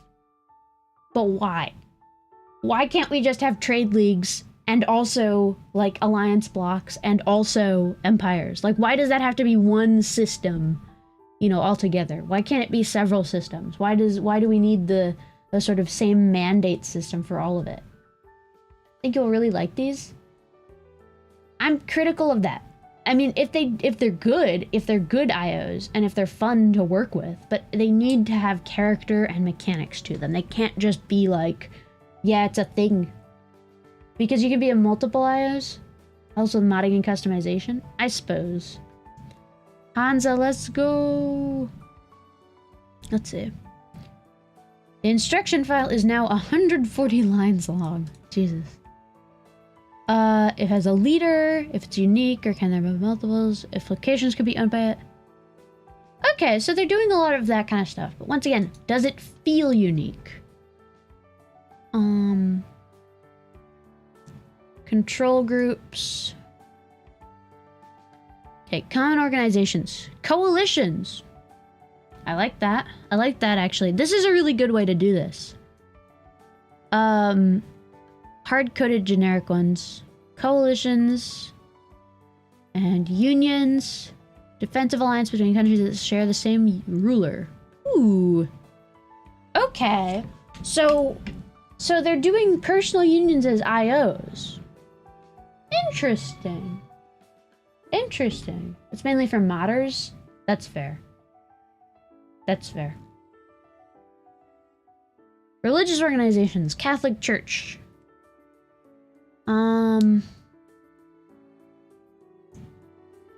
Benefit of having Catholic pops. Tied to the church. Okay. Nipple ties. That's cool. One reason to go Lutheran. Crusades? Crusades will be temporary or international organizations. Okay. Autocephalous patriarchates? Okay. I guess. Specific organizations. Unique and flavorful ones, like the Tatar Yoke, the Middle Kingdom. Ooh. The most prominent of the rulers is the Grand Prince, who is tasked with collecting tribute. I like that. Ruled by the Huangdi. There's a number of Fengtian. Vassals. Payes. Can we not have that? I hate that. Celestial governors. Ooh. Sinicized versus unsinicized. I like that. Holy Roman Empire. The glory of the ancient Roman Empire lives in the memory of all Europe. Woo! Would confederations like Switzerland be international orgs at start? I don't think Switzerland really existed then.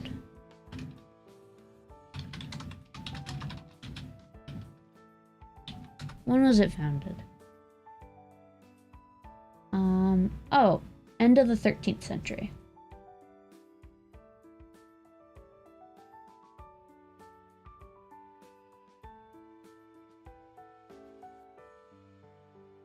Oh, yeah, 1291. That's when it was allegedly founded. Although it's semi-legendary. Interesting. Yeah, probably then, yeah. Grand Theocracy of Tibet. Let's see. This organization is, of course, led by the Emperor, has different statuses for countries. I like that. Laws that impact the organization and members. Yeah. That's cool. I'm excited about this, actually. This seems really fun. I was skeptical, but I'm quite happy with this. Historicity, yes, obviously. I think they've shown that they're putting a lot of effort into actually making this really fun and historical and good. So, I'm excited. I have to say, I'm quite excited. I have to be honest. I'm excited about this. I think the historicity is going to be really cool.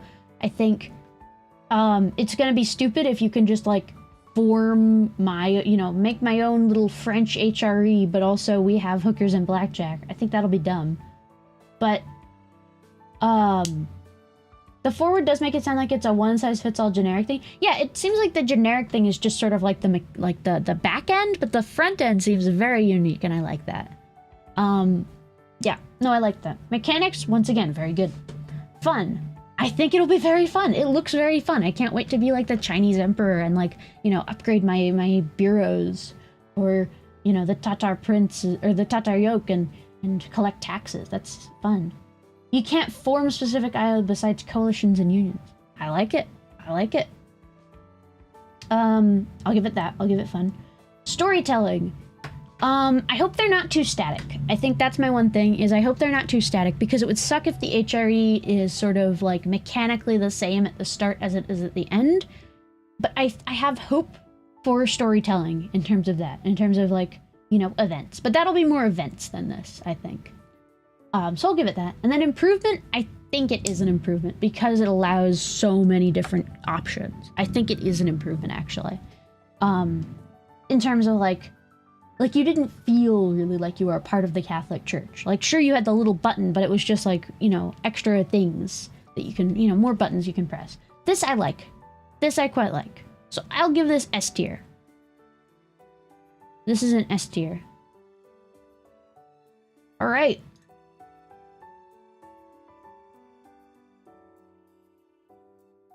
Next. Tindo maps. Ooh. Ah. Look at the maps. Cold, arid. Ooh. Farmland. Nice. Religion. Raw goods. Sevilla market. What is that? Fez market? It is really funny how with the dynamic markets, it's just like, what the fuck are they doing over there? Ops. I hate this map mode. I hate this map mode. They need to fix this because this is hideous. Why is it just numbers? The numbers, what do they mean? Spain's basically stayed the same until 1444? Yeah, basically. It was all like internal stuff. Put that in my maps category. Okay. Next. Religion! Let's see. Religion. This is just EU or CK3. A religion set up in Aragon. Every religion belongs to a religion group. That's normal. Heretics versus heathens, yeah. Specific view of the religions, okay. Tolerance of the true faith. This is just EU4 stuff. You don't send missionaries to a location and they change their religion. Conversion is a slower process. I like that. I like that. No, because CK3 doesn't have cardinals yet. I like this. You can found like a madrasa and convert people slowly. That's cool. I like it.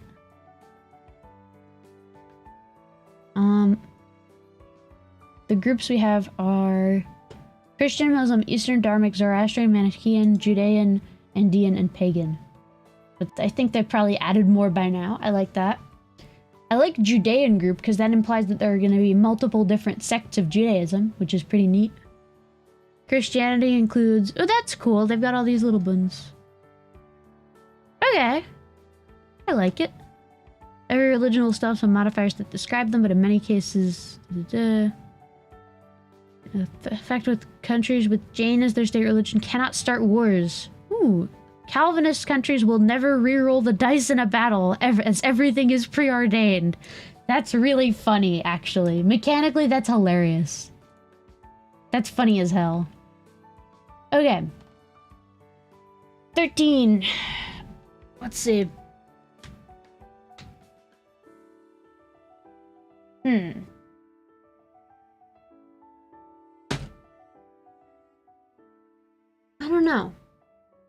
I don't know. Historical, yes. I'll give it that. That does seem pretty cool. Mechanics. Mechanics seem nice, I guess. I don't know. I think this is kind of stupid. This, like... like, Jains can't declare war. Or Calvinists don't reroll dice in battle. Would the historical sects of Judaism be culture-based or theologically, ideologically based? They're based on theology. So, for example, in the time period of EU4, the main sects would be, sort of, there would be Orthodox Judaism, and then there would be secular Judaism, which was sort of Baruch da Spinoza's invention, and then, also Sabbateanism would be like a heresy. It's just memes, which is what religion is, I guess. I don't like the mechanics too much. Seems fine. Alright, cool. Fun. I don't think so. I don't think so. I'm not so sure if this is fun. It's sort of just like, you know... I don't know. I think I need it to be a bit more. I need a bit more. There's just nothing here to really know, I guess. But I'm probably gonna say no. Storytelling. Again, it doesn't really make it clear here. So I'm probably gonna say no. And then improvement. I don't think it's much of an improvement. To talk about specific religions, I suppose. I don't think it's much of an improvement. You need more context. I think I'm just gonna give this one, just because it's so light on everything, I'm just gonna put it in my I don't know enough category, because I really don't know enough. I'm not really sure. Guys, did you know Adora Bunny is playing Uma Musume Pretty Derby right now? Gentle Maps France! Ooh, France. Ooh, wait, I want to go back to the political map. Burgundy! Burgundy! Look at my Burgundy. Leaked. Leaked. As per usual. It wouldn't be a Saffron stream if I didn't leak other people's video game habits. Catholics.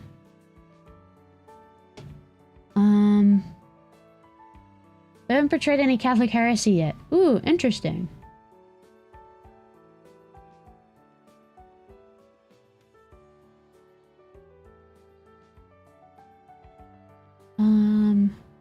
Raw goods. Gold. Paris market. Where's the Leon market? Where's the Leon market? Is that the Leon market? That's a different thing. Why is it the Paris market? Leon was the big center of French fairs. I guess. Where's Leon? Ah. Population. Oh, this is what it looks like when you have a country clicked. Oh, so it's less ugly. Capital privilege? Yeah, map. Let's put this in the maps category. All right. Slightly less ugly. It's still pretty ugly. It's still pretty ugly. Situations! Oh, this is another one of those. This is gonna be the exact same. Also, I'm just gonna get water real quick because I'm thirsty. Please hold.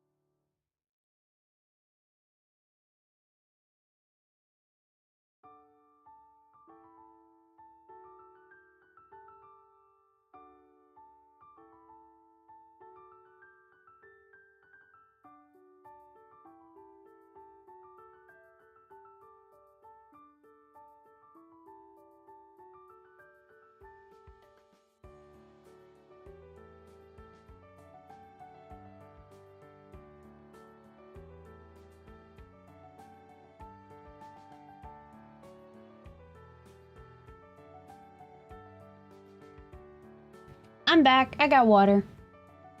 Situations. What's a situation? Content that involves multiple countries over a period of time.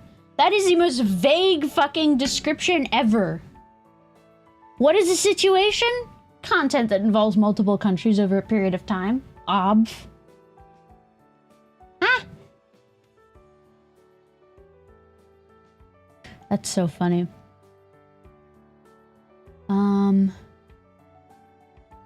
Will show an alert in the new color of purple. Ooh. It's very situational. Imagine disasters, but for multiple countries. Yeah. Ooh. You can toggle the Black Death. That's funny. Usually it'll happen from 1346 as the bubonic plague appears somewhere in Central Asia and starts spreading through the old world, killing 40 to 60% of the population in the affected areas. Ooh. Spreads through adjacency, moving armies, and through trade. Exciting. Oh, the gnat is back in my room. He's in my gnomes. Move away from the gnomes. I can't get you if you're in my gnomes. Shoo. I don't know where he went.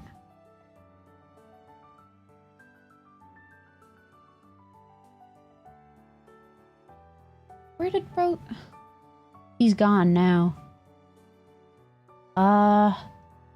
Okay. Italian Wars!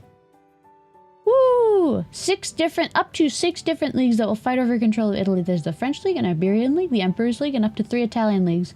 The first 2 dynamically selected, based on French calculations. Strength calculations. I can't read.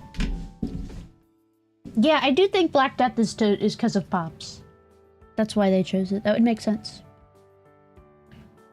If one league gets hegemony over Italy, i.e. owning 60% of the region, either through conquest or diplomacy, then they will win. Leagues can be abandoned by anyone owning locations in Italy or... Okay. Situation allows enemies and rivals of foreign league leaders to intervene and assist the defending... Okay, cool. Cool. Cool, cool. Red Turban Rebellion! I actually just finished this book called not She Who Became the Sun, called He Who Would Drown the World, which is a sequel to She Who Became the Sun, which is a book about the Hongwu Emperor, except that he's a girl, and it's the best fucking book about the Red Turban Rebellion I've ever read, which I get is a very small category, but it's really good. You should definitely read it.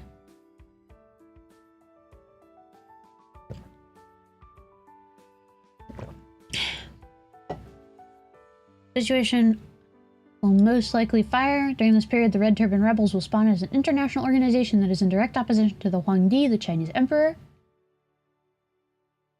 Black Death is so important, yeah. No, I'm glad that that's a thing.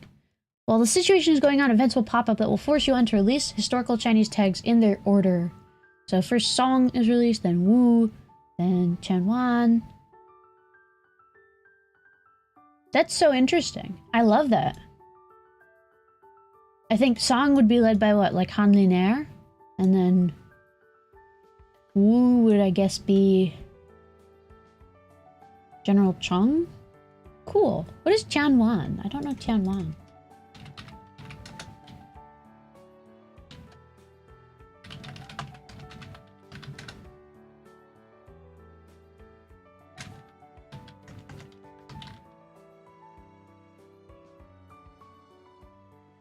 Where are the Tianwan?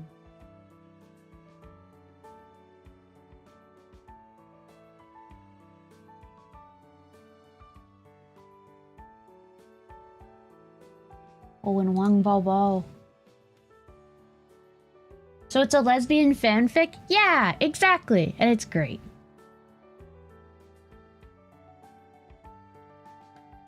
Each rebel nation is playable when it spawns. Ooh, exciting. The countries spawn during the situation of a custom loyalty mechanic which describes, well, how loyal they are to the yuan. It goes from -100 to 100. Very cool. However, some nations spawn through the situation represent the Mongolian generals who gain a lot of autonomy. Ooh, exciting. Like Bolud Khan. Or Bolud Timur. What was the title again? The title of the book is She Who Became the Sun. It's a pun, get it? Because it's she who became the sun.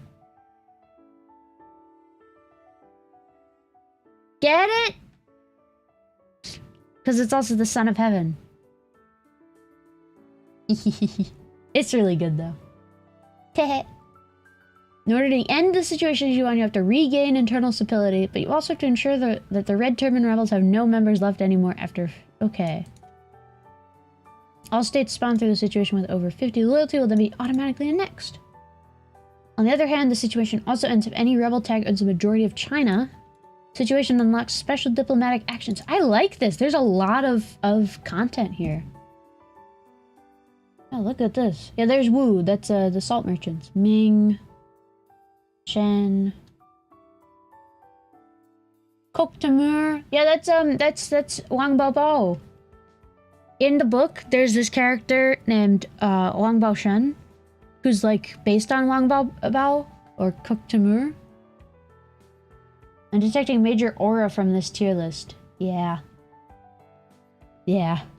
But he's good. I really like him in the book because everyone thinks he's a gay guy, but he's not. He's just like into bureaucracy and poetry and stuff, and everyone's like, God, this fucking fruitcake. So much more non-Europe content. I know. I'm so excited about that. Green are your loyal servants. Orange are rebels. Red is the strongest rebels. Interesting. So you may not get the Ming, I guess, is what it's saying. You may get like the Wu or the Mao or the Jia or Balud Khan or something. Or Balud Timur. That's exciting. I'm excited about this. Okay. History. Yes. There's so much history there. They've taken such a clear attention to details in making it both dynamic and also historical. I love that. Mechanics. I was skeptical. Situations made me skeptical. But I'll admit they've put the time and effort into it, clearly, to make the situations actually feel good. I'll have to see more. I really have to see more, but I think mechanics, they get it. Alright. Fun. Yes! Yes, this looks so fun. It's not just like, hey, you're the Yuan, here's 10,000 rebels that pop up. It's, you can play as whichever dynasty you want. It's dynamic. It looks so fun. I love it. I really love it. Same playbook as in, yeah, exactly. Looks very fun. Same with Italian Wars. It seems like there's a lot there. Storytelling. There's clearly narrative to this. There's clearly a historical narrative to this. I'm not sure it's the historical narrative necessarily. It might be an alt-historical narrative, but there's a narrative to it, and I really like that. So I will say yes. And then in terms of improvement, undoubtedly, this is an improvement. This is definitely an S-tier dev diary, or Ditto Talk. S-tier. Good shit. I like it. I like it. I'm a big fan. Okay. Next dev diary. Maps! Wow. Ooh. Ah. I think they changed this also.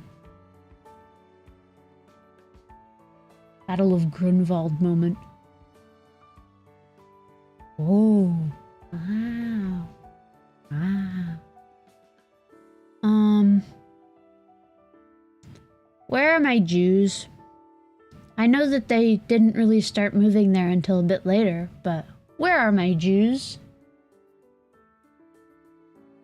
Honey, where are my Jews? Have any healthy, wholesome Yuri suggestion? Tired of all the toxic doomed Yuri. I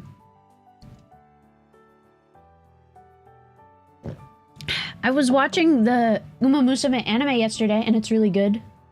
They're a minority, so they don't show on the map. Alright. Alright. Population? Hideous, but okay. Krakow Market, Kiev Market. My fucking woke Kiev! No! No! Game banned in Russia. Nice. Okay, we'll put that in the map tier.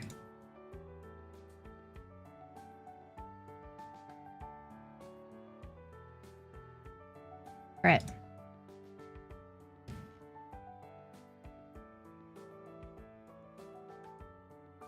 I don't even know what that is, but if you say so. I don't read a lot of fluffy Yuri. I kind of hate fluff. I like it when they struggle and suffer. Like, looking at my shelf right now. Yeah, dog, they're suffering. They're not having a good time over there. Ooh, dynasties. Characters. Okay. Controversial opinion. Controversial opinion. I quite like the characters. I think characters are important because in the beginning of EU5, you are in a pre-state system. You don't you have a feudal system, so you do not have absolute estates. You really don't even have states at all. It's purely feudal. Like, institutions are bare minimum. Is that a controversial opinion? I think so, because I think a lot of people hate the characters.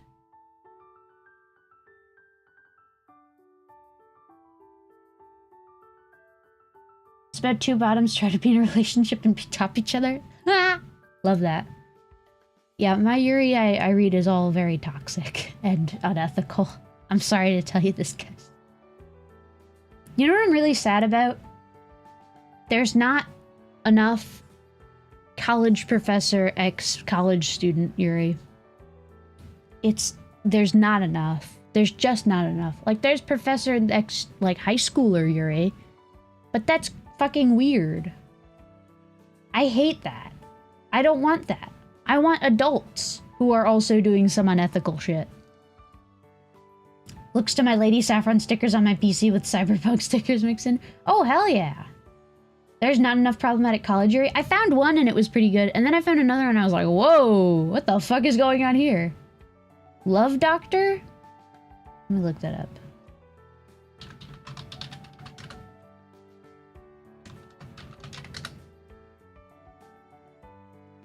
I haven't read this one. I'll have to check it out.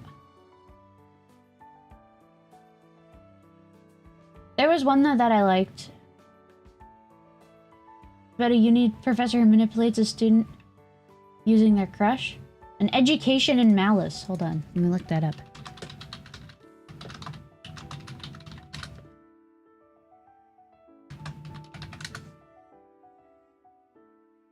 By S.T. Gibson. It's Dark Academia. Ooh.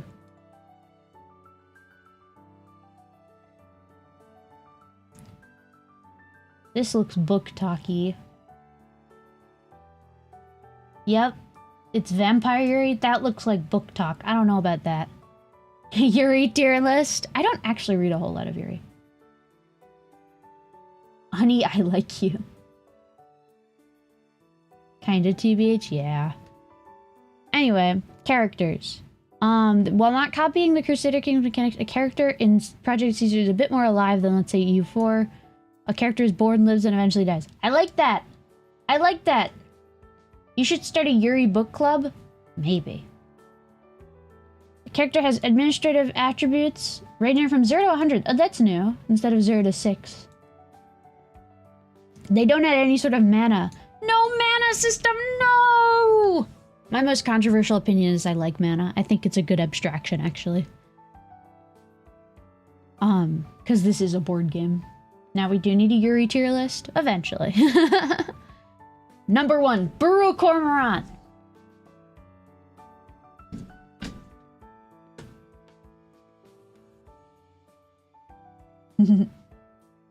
I think you have 3D models were needed. I guess. We should add VTubers, really. They should do like Gacha Game Live 2D. I'm glad we have family trees now so you can get weird successions. Yeah. See, that's why. Because a lot of it is based on personal relationships. Like, one of the really important things for a lot of like the banking families was marrying into the big families. Like, Ferdinand II was married to Philippine Velzer of the Velzer family. And that was a big deal. You cannot be too gay, so I cannot ever read enough Yuri. True. Someone managed to get the Iris 3D model into Uma Musume? It's possible? Oh. See, gifted. Child traits. They have a culture, a religion they follow. They keep track of where they were born, where they're currently living. They belong to a state. That's good. Which for most characters tends to be the noble estate. Many characters will have a father and or a mother as well. Many characters will have parents. For historical characters at the start of the game, that will not necessarily be true. Some people just get existed. Some people are not born. They just exist. Bet there's gonna be a mod for that within 1 week. Number of spouses a character can have. Ooh, I like that. What can you do with characters? Well, it's not Crusader Kings, so they're not as important. I don't get character-specific events. Characters are tools to be used for the greater good. Marrying off your daughter. Ennobling great people. I like it! African ruler. This, see, he looks so cool. Ashanti1.jpg. Hell yeah. And then, speaking of marriages, royal marriages are not just sending a diplomat. Here it is far more limited. You actually need to have kids to marry. That's good. I like that. This is probably not the audience where I need to explain the difference between Salic law and semi-Salic law, right? Obviously. And who was the founder of this dynasty? I can't read that. It's too fucking small. Can I zoom in maybe a little more? Zoom. Magnus. Valdemar. Magnus. Consort Euphemia. Stupid little hat. I love it. King Etienne. Henry II. Richard the Lionheart. John Lackland. Henry III. I like it. I like it. Keeping track of who ruled the country. It looks good. I also like European1.jpg. Also, yeah, the 3D models do look good. They actually look good. I'm excited about this. I'm excited about this. Okay. History. Good. I think the history on this is good. I think, legitimately, it is important to have people. This is a game about politics. You can't have politics without people. I need a gay toggle to allow me to marry Henry VIII and Henry II and Ali II. Yes. Is semi-Salic law when you play solitaire with 1.5 decks? Yeah, obviously. Politics is about people. Yeah, I think people are important. I think people are really important. I want to see... When did women start to be able to be country leaders? The beginning? Like, all the fucking way back? I kind of loved Rome Total War. When countries have it, yeah. I love those debates of when the first, like, what the oldest country is, because they're always like Egypt, China, and it's like, no. The first country, if we're talking nation state, the first country is, France or Greece. Not ancient Greece, modern Greece. Countries are not old. Countries are not old. I mean, de jure? The beginning? The US? No.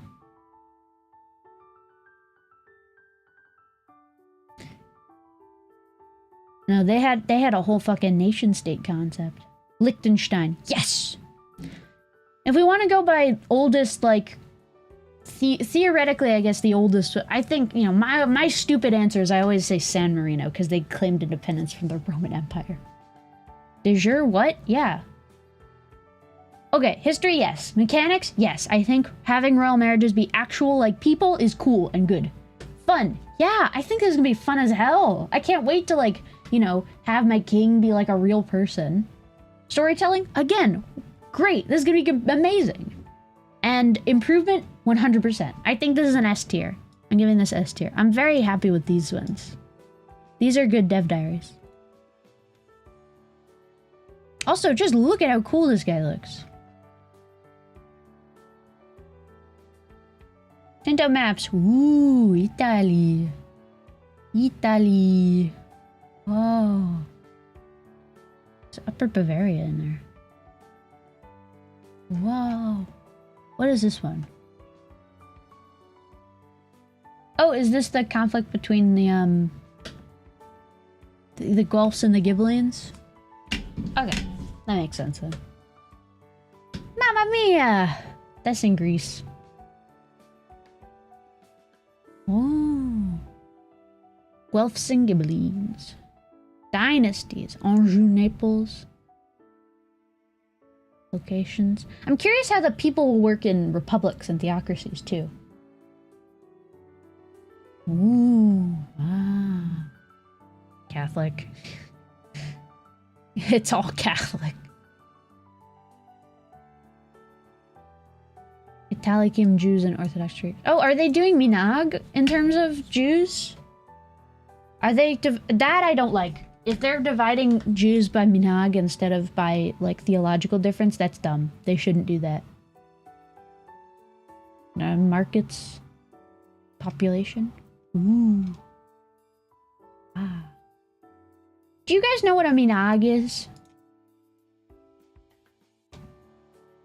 You guys don't know what a minhag is, right?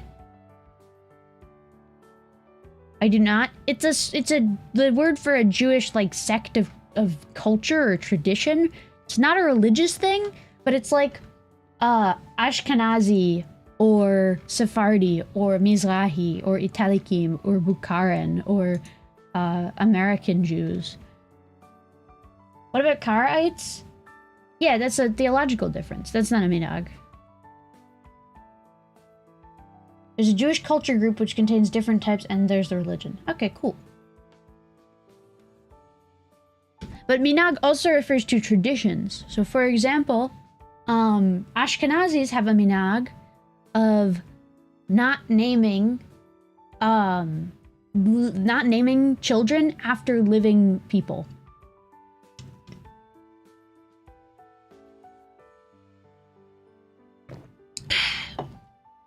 The cabinet! I don't know about the cabinet. Let me read. Last week we talked about characters, they have roles, one of the two roles, being in a cabinet. Well, being a good use of a character is not one of these roles, so you'll have two things to look forward to. Okay. Can you trust Sir Robert? No. No, you cannot trust Sir Robert. The size of your cabinet varies depending on several factors and how advanced your country is. Who you pick for your cabinet matters as well, as each gives the state 10% bonus. There are currently 45 different actions that can be assigned to a cabinet position. Okay. Some actions impact the entire country and some impact a province. Increasing control in a single province may be good, but it's a single province. How efficient is a cabinet action? Expelling pops from Uppland. I don't know about this one, Chief. I don't know. I don't like a sort of generic cabinet system. I think part of it is just the name. I'm not so sure about cabinet. I think it should be like council or something. But I don't like cabinet. Or like privy council. This is just CK3 advisors. I mean, because what they're doing is advisors. In terms of mechanics, I also don't know. I don't really like the CK3 mechanic. I think it's kind of dumb. So I'm not going to give them that as well. I don't think this looks fun either. I guess it's good for storytelling at least. I don't know. I don't like it. And then for, what am I forgetting? What's the last one? Improvement. I don't know if this is really an improvement over the over EU4. This is just CK3 but more boring, I feel. I don't know. I really don't know. I think I'm gonna give this one an F. I'm not really happy about it.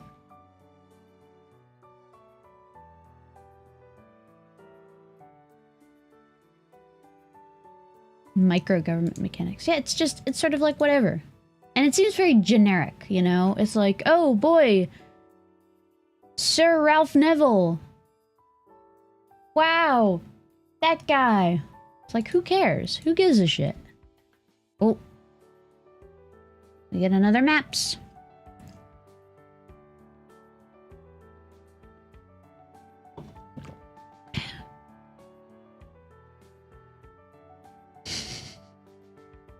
Let's see.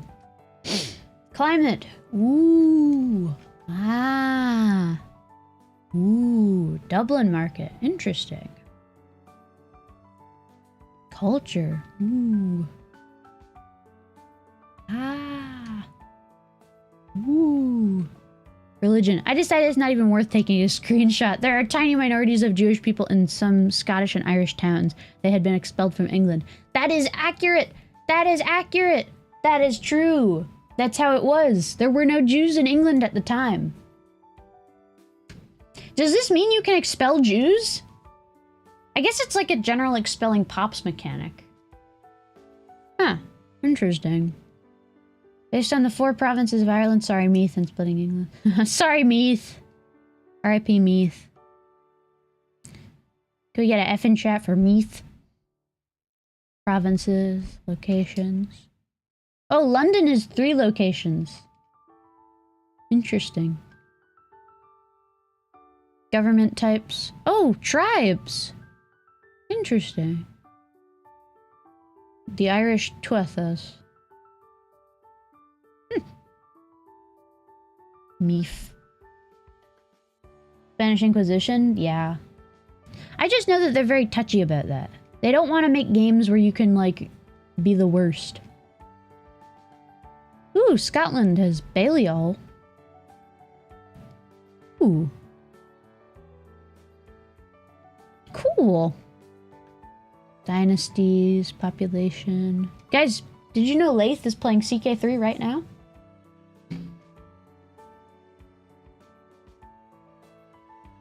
Cool.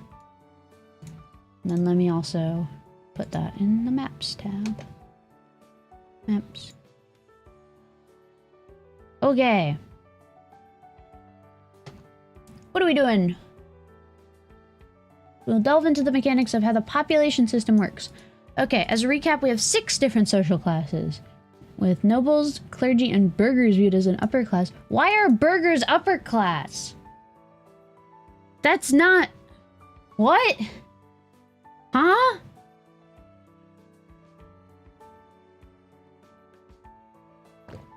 Burghers are like urban craftsmen. Why are burghers upper class?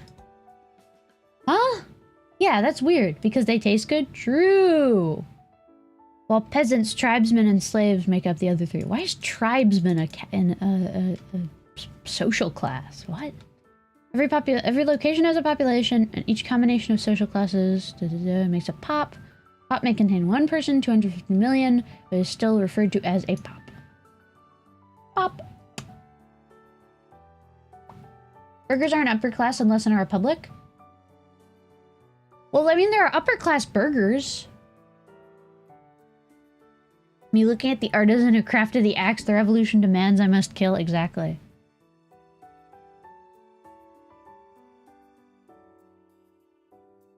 Look at this. Me and my Catholic peasants of Uppsala. They're loyal. Population capacity. Each location has a population capacity which depends on quite a lot of factors. The core of it is vegetation, topography, and climate, while the amount of buildings and development increases it as well. If your population is higher than its current capacity, then it has a very large impact on migration attraction. Interesting. While there are no restrictions on how many peasants, slaves, or tribesmen can be in a single location, the amount of upper-class pops there can be is limited and depends on what infrastructure exists. Okay, okay. I guess. There wasn't really a middle class? Yeah, there was. The burghers. The urban town dwellers.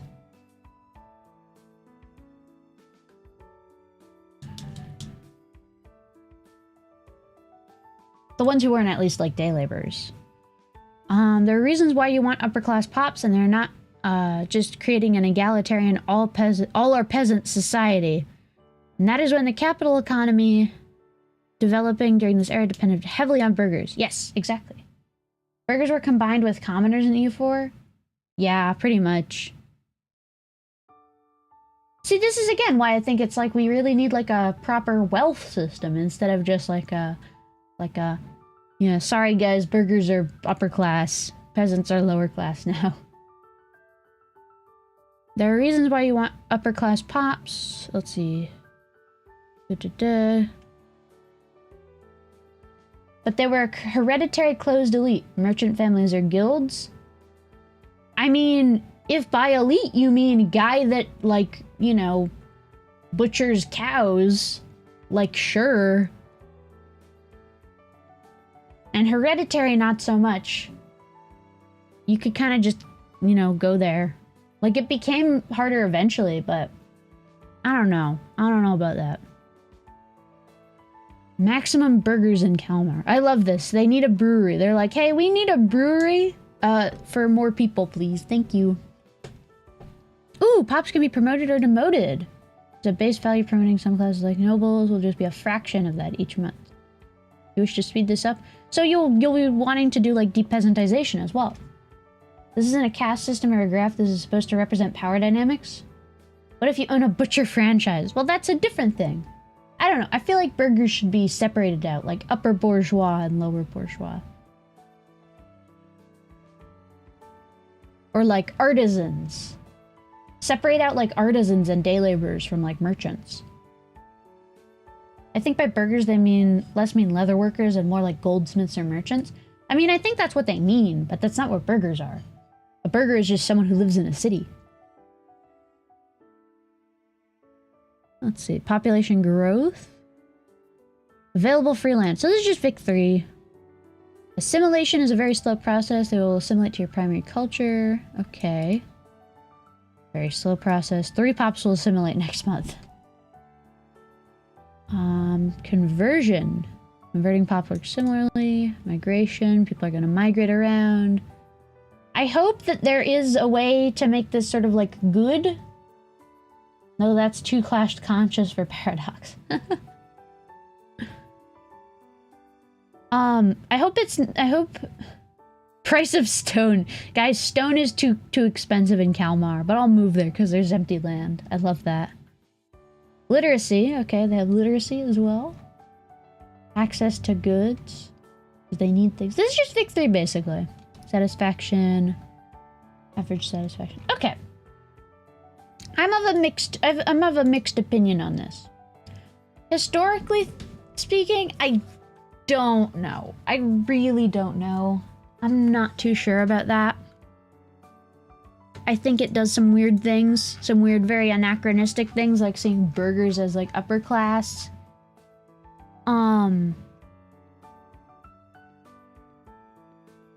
Yeah. I think it's kind of anachronistic. I'm not so sure about that. I'm not gonna give it that. In terms of mechanics, I think it seems good mechanically. I like the promotion. It's basically just Vic 3, but I think Vic 3 is pretty good. Anachronistic, the ultimate condemnation. Your thing is anachronistic. Bah! But yeah. I think it's pretty good. I think it's pretty good. It's just sort of Vic 3, but I like Vic 3, so yeah. We'll give it mechanics. Oh, am I frozen? Hello? Hello? Uh-oh. Hello? Hello? I have been frozen. Ooh. Oh, I'm frozen again. Hold on. What's going on? Ah! My Wi-Fi is shitting itself. Ah! My Wi-Fi has been awful recently. I have no idea why. Whoa! What was that? What was that? I just moved all of them at once. That was funny. That was really funny. What the hell? I think my Wi-Fi's bad. I'll give it mechanics. I don't know about fun. It doesn't look very fun. I'll be honest. I'm not too hyped about this. I don't think... Like, I don't like doing sort of this part of it. I like building up the economy. I don't like building up my population, really. In terms of storytelling, I think there is good storytelling potential here. I think there is with like the building up of your towns, you know, converting people to your primary culture. That's an important part of absolutism, nation building. I think it'll be good in terms of that. And then in terms of improvement, it's sort of just Vicky 3. Like, it doesn't seem like they've really done anything else. Like, it's an improvement over EU4, but it's not really an improvement over like even just Vic 3. And I question the need for pops at all, so you know. I think I'm gonna put this in C tier then.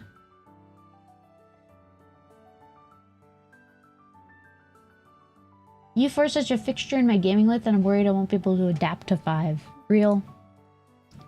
I like population for colonial building and establishing new cities, but I think it's too much for established city areas. Exactly. Anatolia. Ooh. I'm so excited to play like an Ottomans game. Ottomans is gonna be like the best. Ottomans is gonna be so fucking fun. Turkish. What's going on here? Why is this not Turkish?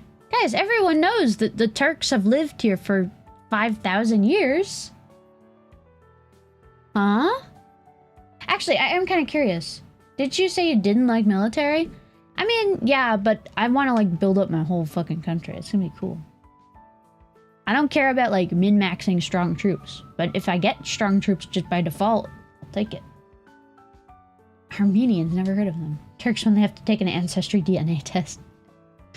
I am curious though, because I imagine Ottomans will have a ton of like unique content. But what if, say, the Karasids take over? Will they get that content? Or like the Karamanids, can they get it? 100,000 Greeks just left the stream. Damn. Let's see. Ooh, Nestorian. Ooh. Looks good. Yeah, looks good. I like it. Looks pretty good.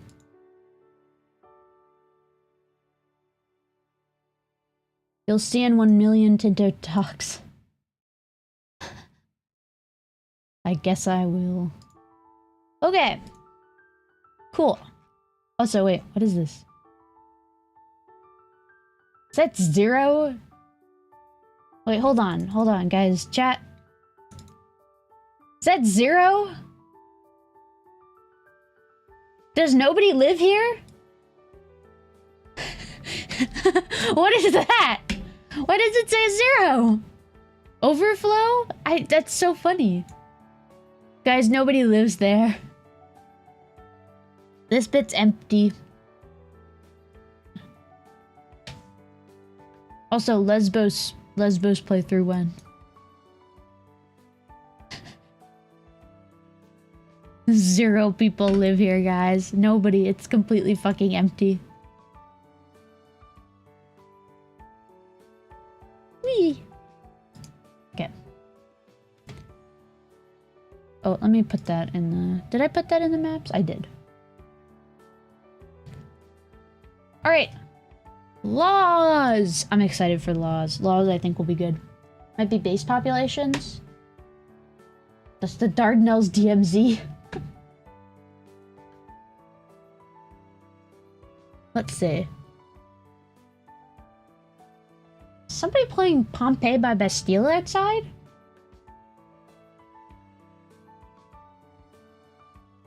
No, it's a different song. That'd be funny. Okay. Today we'll get back into politics. Woo! Are you winning, Mika? No. No. I had various forms of laws in previous grand strategy games, everything from deciding how the upper house in Victoria 2 is supposed to be composed to simpler things like the Education Act decision. I'm excited. Many laws have unique policies. Okay. So they have a laws system, basically Vic 3, from what I'm gathering. Enacting a policy for a new law is merely a costing goal, but changing a policy is far more costly at a base cost of 100 stability. It's rather costly. Guys, I think it's kind of costly. Guys, it's costly. The barren wasteland of Eastern Constantinople. So how do you pass a law? Call in the parliament and convince them to approve law changes. That's how it works That is actually a really interesting thing, because people always think of parliaments as like modern things, but no, basically everywhere had parliaments.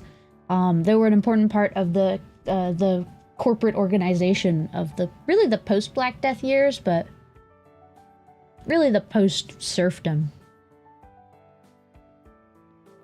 I don't like the parliament system. I'm holding in, you know, holding to see what it is. It does just feel like they slapped the Vic-3 system in here, though, to be fair. Also taking into account that while you immediately will lose the benefits of the previous policy, enacting a new policy takes time. Maybe. I don't like that. Why do I lose the benefit before I... Like, I get that it takes time to get the benefit, but it should... Why? That's weird. Not only countries have law, many international organizations have laws as well. Well, that's cool. What kind of policies? Let's see. The levy law. Okay. Fleet law. Like that. I like that. Legal code. Admin efficiency. Okay, so I imagine you're gonna want to, like, go up. In terms of that. Censored press, free press, state press, comrade. You go with free press, the burgers might start building these. They'll build local newspapers. That's cool. Shouldn't you transition slowly then? Yeah, I suppose so. Any religion, same religious group. Ooh, for heirs. Interesting. Succession law is another mechanic, primarily because we want to always ensure that it's valid and enforcing a country to always have one. That's important, yeah. So, Salic law. Oh my god, look at the babies! Wait. Hold on. Can I see the baby? I want to see the baby! Look at the baby! Look at the babies! Oh my god, they look like little thumbs. Aw, that's so cute. Alright. All these are 100% controlled from text files. Cool. Cool. Alright. Historical? I think so. I think at the beginning it's a little anachronistic. But I think, especially after the Black Death, I think it's good. Mechanics? I think it's pretty alright. It's just Victoria 3, but I like Victoria 3, so... Where's my 662 666 2-month-old child? You have to have a succession law, no doing an Alexander. They had babies in 1337? No, they weren't invented until later. Fun. I hope, but I am worried because I know in Vic 3, it's sort of just a matter of waiting for laws, and that sucks. I hate that so much. I think that they'll have to be very good about it if they want to make it fun. Similarly, storytelling mechanics. I think storytelling will be good if they do it right. So I'll give it storytelling.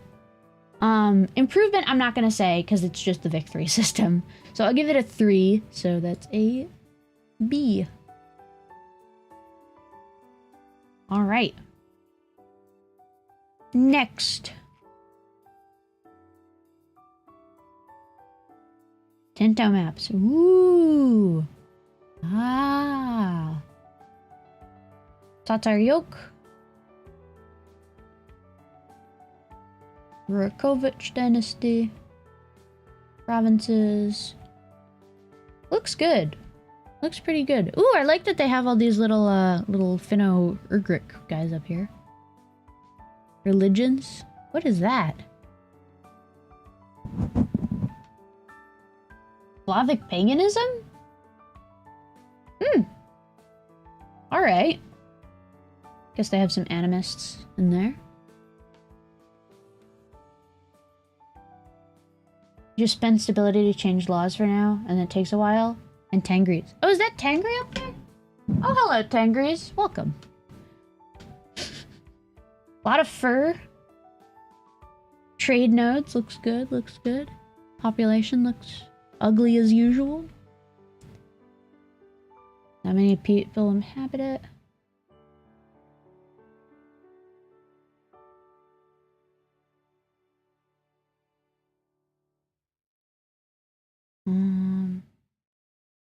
Population's calculated differently. Okay. Cool. Nice. Nice map. Put it in the maps category. Alright. Next. Next.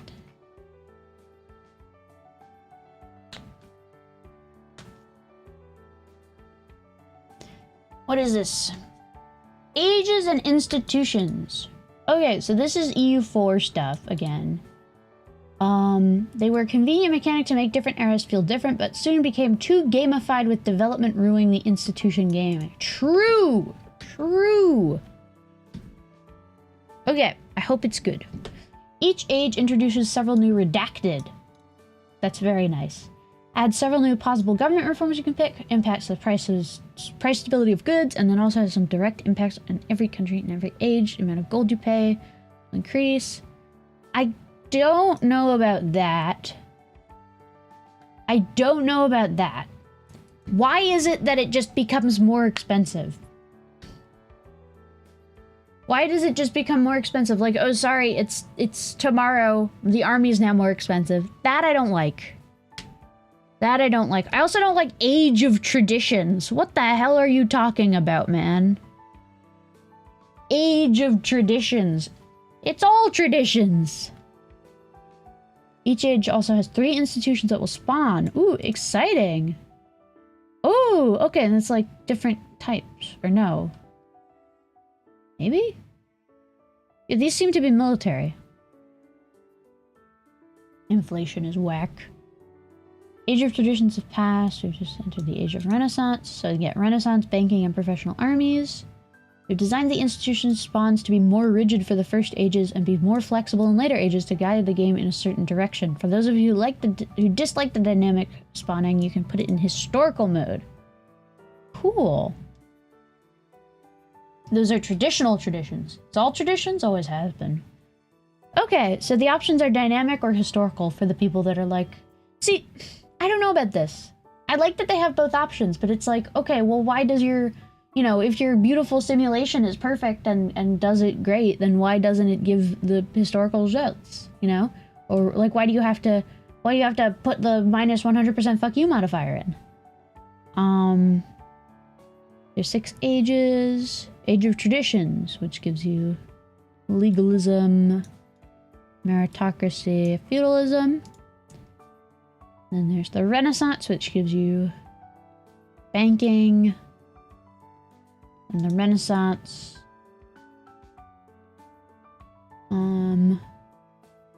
Renaissance humanism. Okay, professional armies.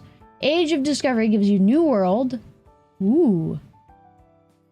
Age of the New World was not only for colonizers and colonized. Ooh, exciting. Printing press.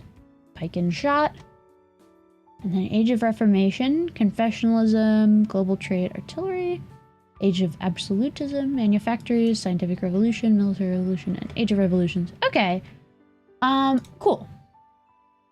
So, historically speaking, I think it's alright.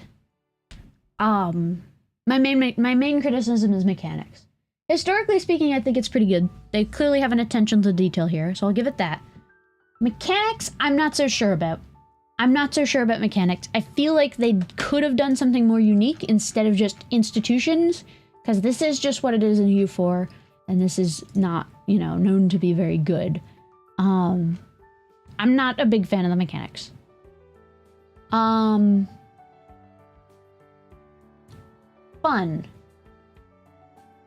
Does it look fun? Not really. Not really. I'm not really sure if it looks fun. It's just EU4 institutions again. It's just gonna be like, oh, sorry, minus 100% fuck you modifier if you're playing in Africa or whatever. That doesn't seem very fun. So, no. Storytelling. I mean, it clearly does tell a story. That's the one thing I think it does very good. It is not inspiring glee. Nope, it does not. It does clearly tell a story. It tells the story of the rise of Europe. I don't think it's the correct story to be telling. I think it's a wrong story, but it is a story. So I think I'll give it that. And then improvement over EU4? No. No, none at all. Like, it's just the same fucking thing.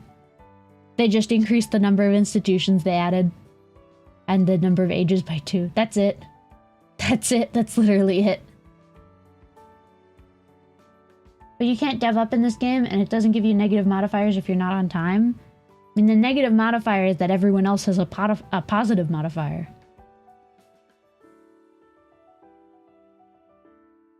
Before judging, wait for the next one. I mean, I'll judge the next one when I get to it, but for this one, I think I'm going to give it a 2. Unfortunately, I don't quite like this one, so it will be a C.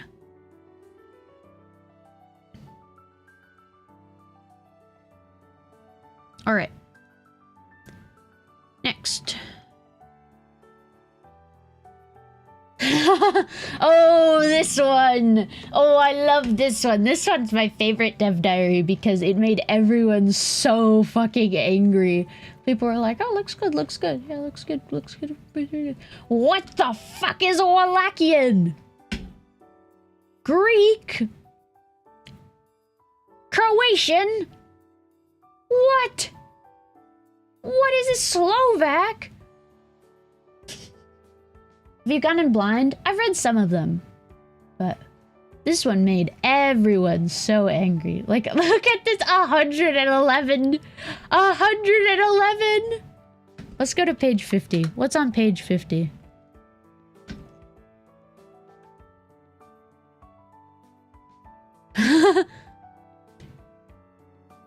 Secondly, Faserdin was not relevant until 200 years later, and only then became relevant during the Enlightenment. Faserdin's importance only arose when it became a generalate, up until a great fire in 1776, and it was the capital and held the seat of the Croatian Royal Council. Basically took over power from Sabor.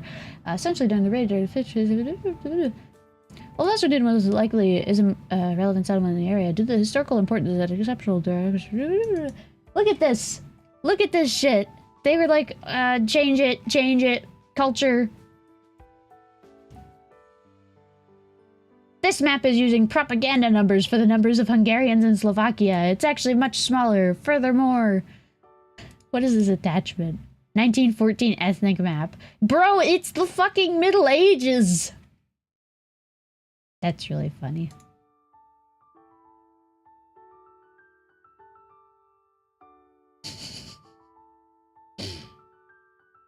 Okay. Cool. I think I gotta give that one. I'm honestly, I know it's a map, but I gotta just give that one. That's gonna be an A just because I kind of love it. I kind of love that one. It's just so fucking funny. That's historic Russian territory. Hey. I love it. I kind of love that. Good job, EU5. You caused conflict in the Balkans. All will belong to Ottomans, surely, surely. Technology! Let's see. I have high hopes for this. Okay. While some aspects of the idea system are covered by the societal values and laws, this new system will cover the rest. What are these advancements good for? Ooh, tech tree. The sickle. Where's the... Oh, the sickle. The sickle. I like the sickle. At the start of each age, each country will get a new advances tree, which will be unique to that country. A tree usually has about... Why do countries have unique techs? That's weird. About 70% of all events in your tree tend to be common. This part of the tree is unlocked by the meritocracy institution. Ooh, I like that. I do like that, actually. That's a good way to do it. We also took the national ideas and adapted them into advances. That's good. I like that. I really do like that. That's actually a great mechanic. Why 3 categories? Well, at the start of each age, we'll pick one focus. You'll pick one focus, which will be, we'll add those advances to your tree for that age. Why would anyone pick something else than military? First of all, there are different powerful benefits. I like it. I hate this UI, though. It looks like a shitty mobile game. Which do you want? Good baby or evil baby? Oh, and there's like ideas and stuff. Cool. Let's see. Each advance has a research cost. looks good. Okay. Historically, I think this is good. I really like it. I like that tech is a tree now instead of not like, you know, just basic. Although, I gotta dock it points because why does certain countries have special tech? That's weird. It looks straight out of the Civ 6 ideology screen. Real. No, exactly. But I'll give it history. Mechanics, I think these are good. I think this is good mechanically. Fun. I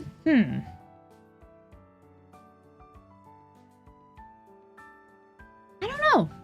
I don't know. Does this spark joy? Maybe. Maybe. Maybe. I'm gonna say no. I'm gonna say no, because tech trees are just sort of a generic mechanic. It's like, yay, teched up. Woohoo. Storytelling. I think it does lend itself well to storytelling, so I will give it that. I think it does lend itself well to a sort of technological advance. I don't think that's a historical one. I don't think that's a historical, like, narrative. I don't think that makes sense. That's the guns, germs, and steel narrative, but I think it's a narrative. And then improvement? Yeah, definitely improvements. It's definitely improvement. So this will be an A tier. We'll put this in A. Can I scroll up? A tier. All right. Next. Ooh. Ah. Oh, there's the pathways. Let's see. We are back after celebrating the most important victories over Germany and France since the 30 Years' War. You lost the 30 Years' War! Bro, you lost! Let's see. A Mamluk Sultanate. Alright. Dynasties. Very cool. The Bahraini Mamluks have ruled for a while. Dynastical dynamics are not so easy to portray, so we opted for the moment of better use Aria. You can see the neighboring dynasties, House of Lusignan and the Hethumian of Silesia. Locations. Show me the maps.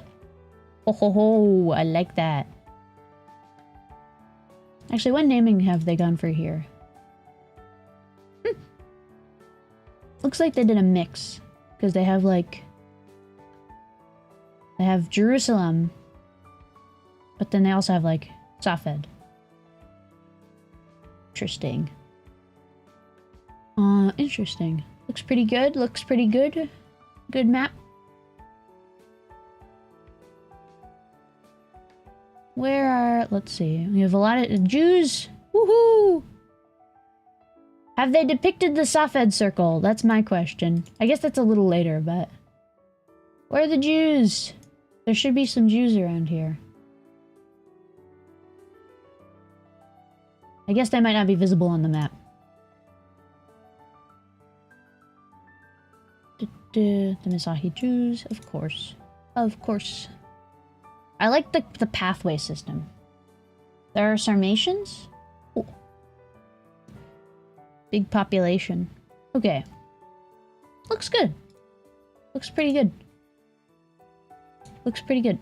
Put that in the map category.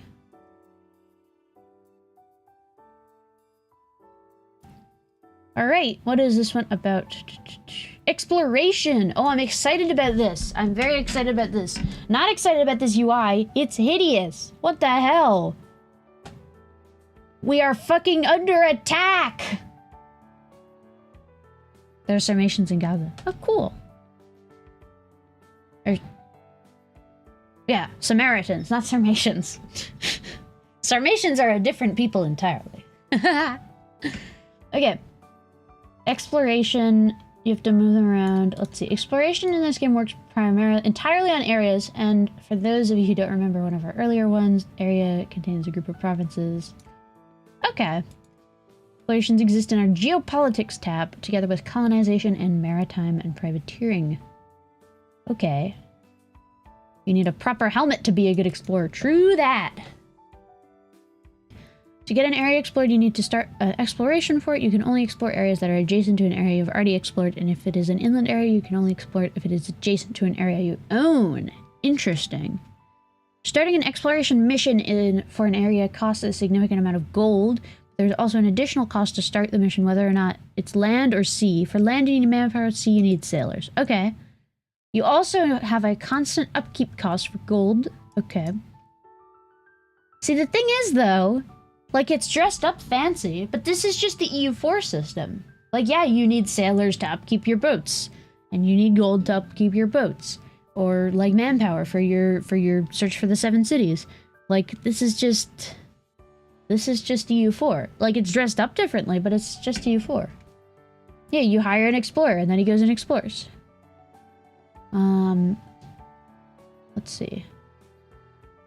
The trade winds on the sea lands also have a significant impact. This is geography. Geocentrism. A lot of stuff is just EU4 with extra steps, yeah. Purple Advance is a unique one. Anyone in the Western Europe subcontinent, the Age of Renaissance. If you built a spy network in another country, you can use it to steal their maps. Ooh. Okay. So, history, I think it's... I don't know. It's fine. It's pretty fine. It's nothing too flashy. It sort of just is. I'm much more interested in colonial migration, but we'll give it history. Mechanics, again, it's fine. It's honestly fine. It's just EU4. Fun.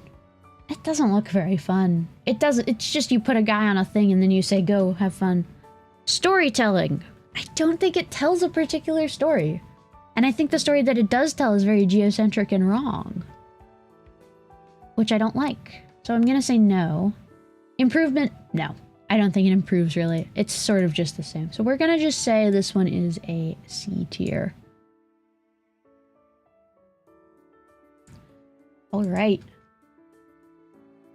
Yeah, see, a normal thread has 25.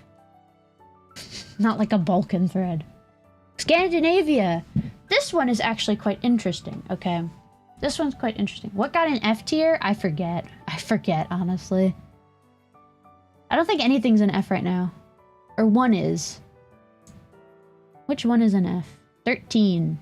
Or 16. I don't know what that one is. I forget. It is a DLC feature. The cabinet one. Right, the cabinet one. Yes. Ooh. Ah. And I think they show off the Society of Pops here as well. Yeah, look, they have the... Or no, that's cultures. Where's the Society of Pops? Here, or no? Show me the Society of Pops! Okay, well that's fine. Good maps, good maps. God, they still have to review this one? Yeah. Okay, what are we talking about? Combat! We've taken influences from March of the Eagles. Yeah! Let's fucking go! Okay. Cool. Regiments can be recruited in any location you've built the infrastructure to recruit in. I like that. Before we go into the combat itself, when two armies that are hostile to each other are present in the same location, there will be some things that need to be explained. As in other games, you have as much control over your armies as you want to, and you can move them around and reorganize them to your heart's content. With the granularity of the map, though, we can no longer use days as the smallest ticks. We have to resort to hours. The day ticks from...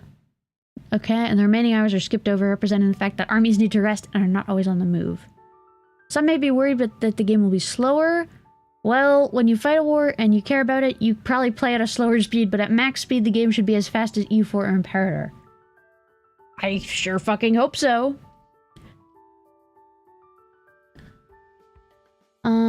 There's something we'll only tease about. Powerful objective system that uses the same AI component. Ooh! Okay, exciting. An army is a group of regiments that are organized as a single entity. They can be led by a character or may not have traits for being... Who may or may not have traits for being a general. This is just the EU4 stuff. Look. My infantry. They can be deployed to one of 4 parts. Ooh, they can be the center, left flank, right flank, or reserve. That's cool. I like that. I very much like that. That's a new mechanic. I like that you can choose where people are in your army. How does combat work? We only have one type of main phase, but the dice is rerolled as frequently in that game. The battle starts with a bombard phase, and you can bombard, which is basically only artillery. And then artillery will be able to damage units in the opposing section. Okay. The main phase, each section gets as many units to engage in the frontage. They roll dice and check against their initiative if they've seen. This is kind of just EU4 TBH. TBH. TBH. TBH. This is just EU4. Like, it's cool you can move them around, but I don't think it's substantial enough. Alright, historical? Sure. I think we'll give them that. Fun? I think it'll be kind of fun. Mechanics? It's fine, but I was hoping for, I don't know, a little more? I'll say fun, yes. Storytelling? I don't see really storytelling in this, so... no. And then improvement? No. I don't think so.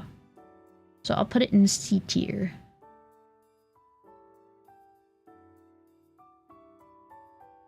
Alright. Why is the UI that of a space game? I know, the UI is hideous. Germany! Tinto Maps Germany, let's go! Guys, my biggest criticism is there's no Vaduz. Where's Vaduz? Where is Vaduz?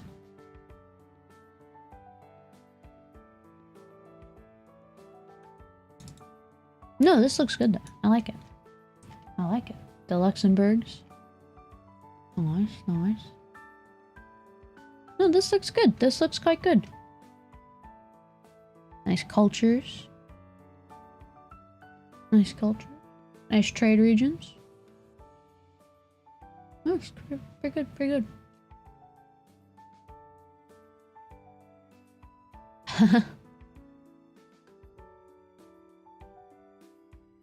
Oh, and then there's also the map feedback stuff. Look at this. Bro is writing an essay over here. I have problems. What? Okay. Liechtenstein didn't exist? No, but Vaduz did.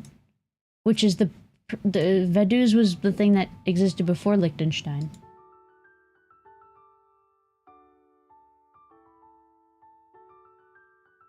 Okay. Next. Burr wrote a uni thesis for a map game. Leader assignment. Let's see. Logistics and sieges. Is it... Let's see. I'm not too excited for this. Army movement. Food and armies. Food is good. I like that you have to feed your armies with camp followers.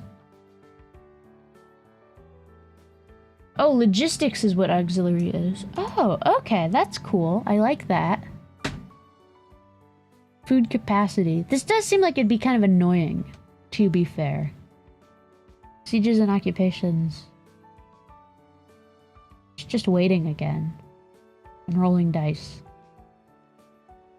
Automatic control. Honestly, I'll give it history. I'm not gonna give it mechanics, fun, or story or improvement. I think this is kind of a D tier one. It's just there's nothing new really. It's just EU4. It just seems like EU4 all over again. It's like there's food, that's cool, I guess, but that's so basic. Like I'm not gonna give it anything better for that. Alright. Ooh, North Africa. Ooh. Ah. Ooh. Ah. Cool. Apparently auxiliaries are kind of useless right now because they're only useful if you dive into enemy territory.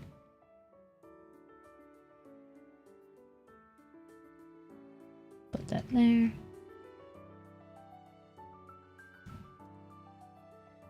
Barbary pirates, my beloved. Yeah! 24!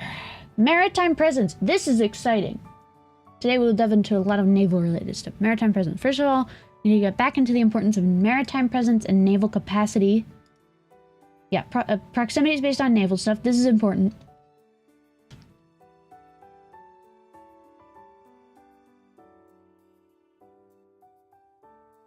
Let's see.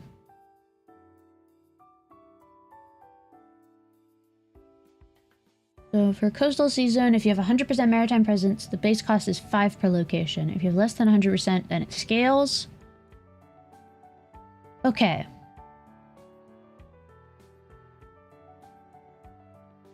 So basically, it's from Kalmar through the ocean to Stockholm. Okay. Tracing the proximity from Kalmar to the sea zone of Kalmar soon is quite costly, as going from land to sea through a port has a higher base cost, severely reduced by the infrastructure and development you've built up in the location. So you build up infrastructure to make it so that you're closer to places. I like that. That's a cool mechanic. Natural harbors. I like natural harbors. I like that.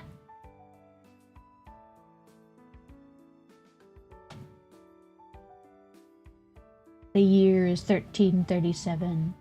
Oceans are roads. Dock cost. I like that. Shipbuilding.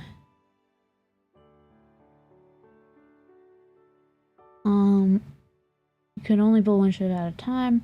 Ooh, I like this. There are 3 different construction queues in a location. First, there's the civil one for buildings. Then there's the military one. And then there's the naval one. We also added the concept of parallel shipbuilding. Ooh, you can base on a shipyard. I like this. This is good. That's pretty cool. Shipbuilding capacity +4. Hell yeah. She got them big, you know, big naturals, big natural harbors, you know. You know what I'm saying? Blockades. Blockade. Nice. I like it. I like it. Supply limit stuff. Ship repairing. Naval range is calculated by every port. Okay. Transporting troops. Ooh. All have the capacity. That's nice. There's not like special cogs, which was always kind of stupid. Transport ships are better, but others can as well. Yeah. Combat. There's no separate bombardment phase, but it's otherwise the same. Ships work a bit differently. There's no combat power. Okay. Types of ships. Same as always. Alright, looks good. Ooh, you can choose which kind you do. Interesting. Interesting. You can raise ships as levies, but they're awful. I like this. I like this.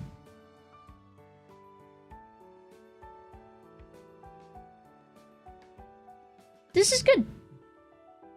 Who's playing music outside? Okay. So, historical. I like it. I think it's good historical. I think naval is much more important now, which is how it was historically. You don't have really good road systems at this time. You need naval power. The only criticism I would have is that I think that this music is... Can you hear that? It's really annoying me. Shut up! Shush! But I hope that there's riverine stuff, because rivers are also very important for trade and naval and everything.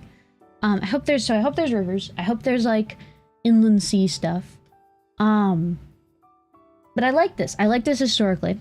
Mechanics, I think that the distance based on ocean stuff instead of land distance is really good. And I really like the building multiple ships at once with a bigger shipyard. I think that that's great. It makes the province no longer the granular level. It makes the building the granular level. I like that. Fun? I think this will be fun. Storytelling. I don't know about that. That's the one thing I have a bit of an issue with. I don't think this really tells a story in the way that I would want it to. I think this seems kind of static still, especially with the natural harbors. And I guess that's more because you're replacing ships with roads, but I don't think it does really storytelling. An improvement? I think so. I think it's an improvement. So I'll give it an A tier. A tier for boats. I'm gonna be playing so many fucking Dutch games. It's gonna be great. You guys are gonna be so sick of Dutch games. Wah! I put him in the wrong category. It was what, 24? A. That's because you evolved the horrors? The horrors. Naval history is a story, though? No? I don't know. I don't know. It's too... That's mechanical. Alright. Next. Ooh, Western Africa. Exciting. Oh. Oh. Ooh. Ah. Cool. I hope to play in Western Africa. I'm very excited for that. I can't wait to play Venice. I know Cleo is. I think she already has, but I know she'll want to more. I just hope there are tens of millions of people in the new world and then they're all gonna fucking die. Okay, what is this? Power projection. This one's exciting. Colonialism. Let's talk about colonialism. Let's talk about colonialism. Power projection. Each country has a power projection value and is primarily to allow a country to be able to exploit those with a lower power projection. This is... I don't like it very much. I don't very much like it. I don't like it. This is a mana system. You're doing like a, you know, 100% fuck you modifier.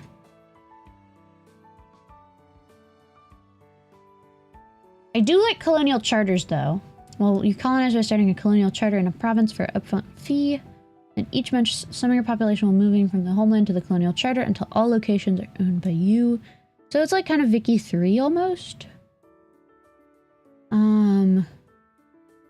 Location needs to have at least 1,000 people living there, and a certain percentage of population needs to follow your state religion. Okay. So no more Bantu culture South Africa. Or Bantu culture Cape Colony. The static value that can't be spent? How's that a mana? Not a mana. Mana is the wrong term. But it's a sort of like... I don't know. It's a static value. I don't like it. I don't like that. I wish it was more dynamic. As long as you have a colonial charter, people from... Social values have impact on it, and so does distance.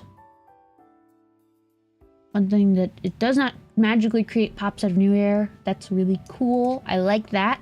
I hope you can take people from other places is the thing, because a lot of places, like, for example, the reason the Coronians were able to colonize Tobago is because they got a bunch of Germans and Dutch to, like, settle with them.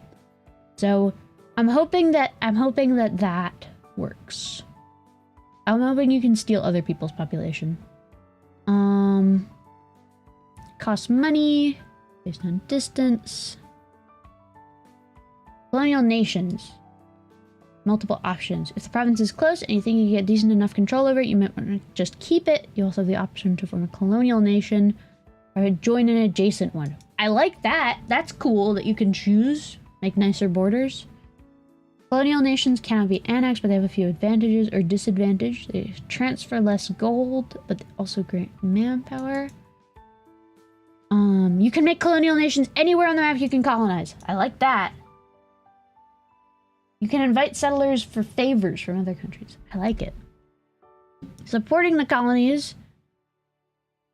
If you feel that your charters are not growing enough, you can do two things. You can do supporting it, which is you will move pops from a province to the colonial charter.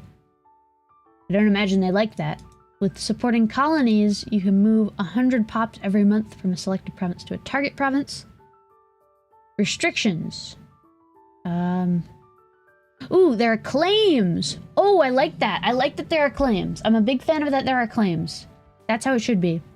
There's also the Treaty of Tordesillas situation. Good, good, good, good. I like that. It's stupid how you can just colonize, like, wherever. You need casus belli, even against natives. Please come to Portuguese, Brazil. Next week, we'll talk about the difference between countries and why owning locations is not all there is to life. Exciting. I like this one. History, I like. I like it, history. I like it in terms of history. Yeah, I like in Victoria. I like it in terms of history. I think it's really cool that, that they have this sort of claims system. I think that's a good, like, sort of historical mention. I think the fact that there are sort of technologies that make it easier, the fact that it costs money, the fact that people sort of just move over there. I like it. I really like it. I think it's good. Mechanics.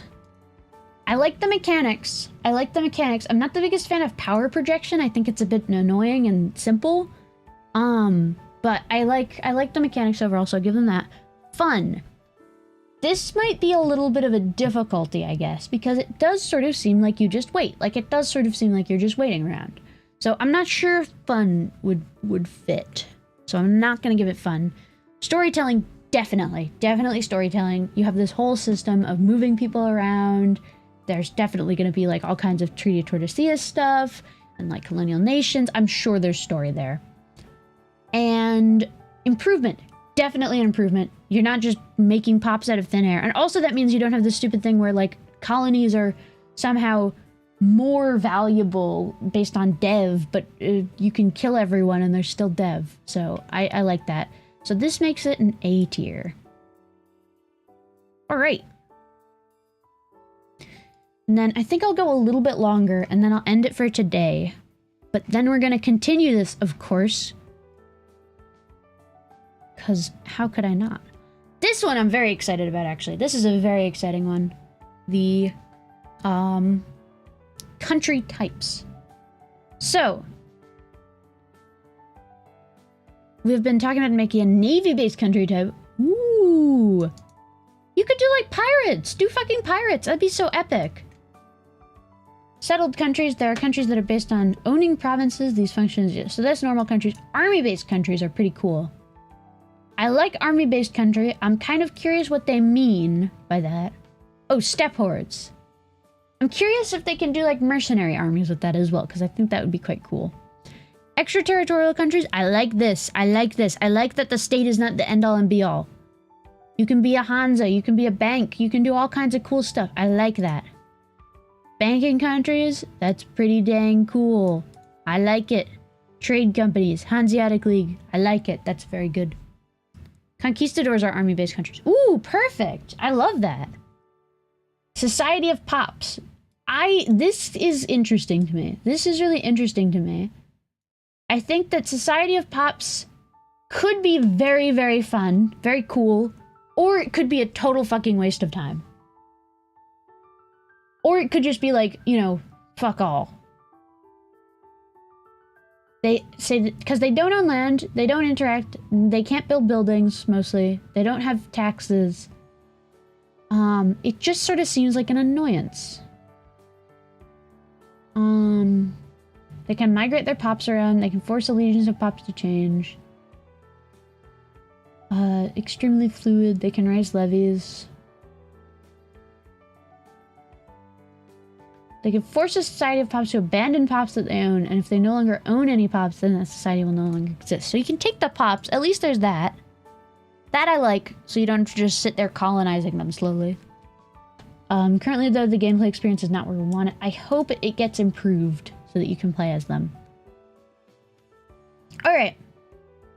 Let's rank it. History? Yes. Yes, I think this nails the historical aspect of it. I think it also, honestly, I think I may just give this an S tier. Like, my only criticism is just, I think you should be able to play as decentralized nations. And I think they should be good. Other than that, no, it looks fun. It looks like there's a story to it. I think this is good. I think this is really good. I think it's an improvement. I think it's just amazing. I'm very excited for that. Okay. Next. Ooh, wrong button. Pull the lever. Most likely not. Yeah. Flashback to stateless societies in EU4. Ooh, Horn of Africa. Ooh. Ah.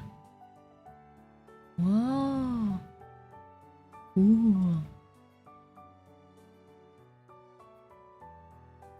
Natural harbors. Cultures. Religions. Where's my Beta Israel? Where are my Jews?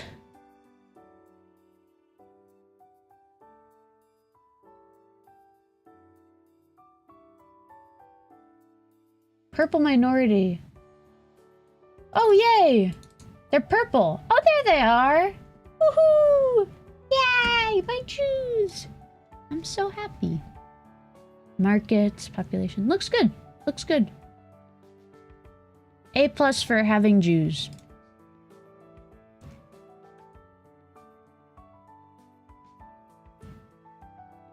They may need to change the color because I didn't see it. Okay.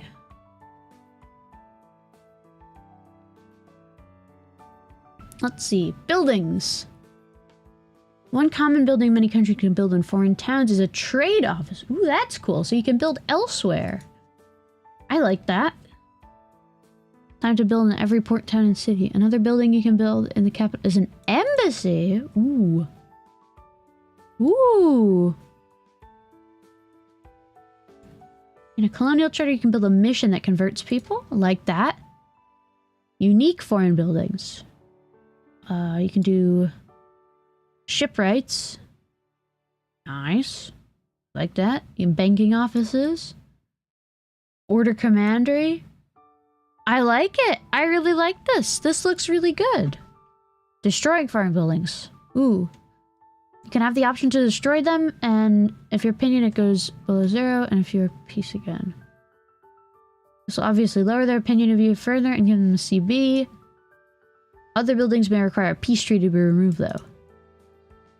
Recent changes. We updated things. First of all, we added a small staging time to all explorers where they need to prepare and require... Oh, I like that. That's cool. Can't go sailing without rum, can you? Gotta get your liquor. A cooldown on assigning generals to armies was not too popular when we talked about it, so instead now we have a system where it takes time until you get the benefits. Time is connected to travel time. Alright. Ooh, one topic that has been raised in various map talks is how there's been a lack of ethno-religions. Now we have made it so that you can lock some religions from allowing their pops to be assimilated before they can be converted. Interesting. Interesting. Very interesting. I like it. I like it. I like it that there's ethno-religions. You can actually play as a merchant republic without having to conquer stuff. I like it. No, this looks really good. This looks really good. I'll give it the history. I'll give it the, I'll give it the mechanics. I don't see if there's story there, really. I don't think there's really story potential there, just because it's like, okay, you know, you build up buildings, whatever. But I'll give it an A. Because there's definitely fun, and there's definitely improvement. I like that you can build in foreign countries now. There's no reason you shouldn't. Alright.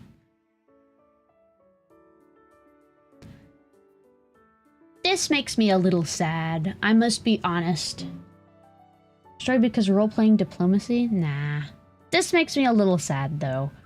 Like, I know that they're a society of pops, but come on. This is just kind of pathetic. Like, there's gotta be more here. You've gotta put some more into this. Like, there's gotta be some more. Why is... Also, hold on. Why is Kitara here? That's not even a real thing. That's a legendary kingdom that may or may not have existed. Why are they having it here? There's like scholarly debate over this. Huh? What? I don't like this. I really don't like this. I'm gonna put this in the F tier because I feel like... Let's see.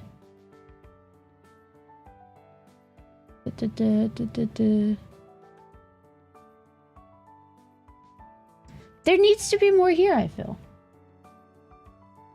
Paradox taking a stance. Like, look at this. This is what it should look like. There should be tons of Society of Pops. There's nowhere near enough here. I'm really disappointed by this one, I must say. Wow, wow, wow. Let's see.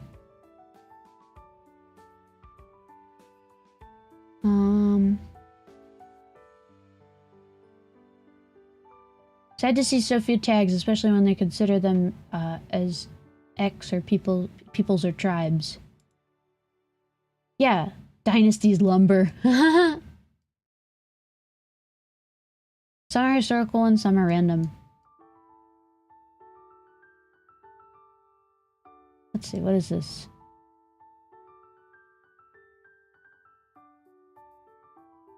Yeah, people have criticisms. Very difficult when they didn't write stuff down.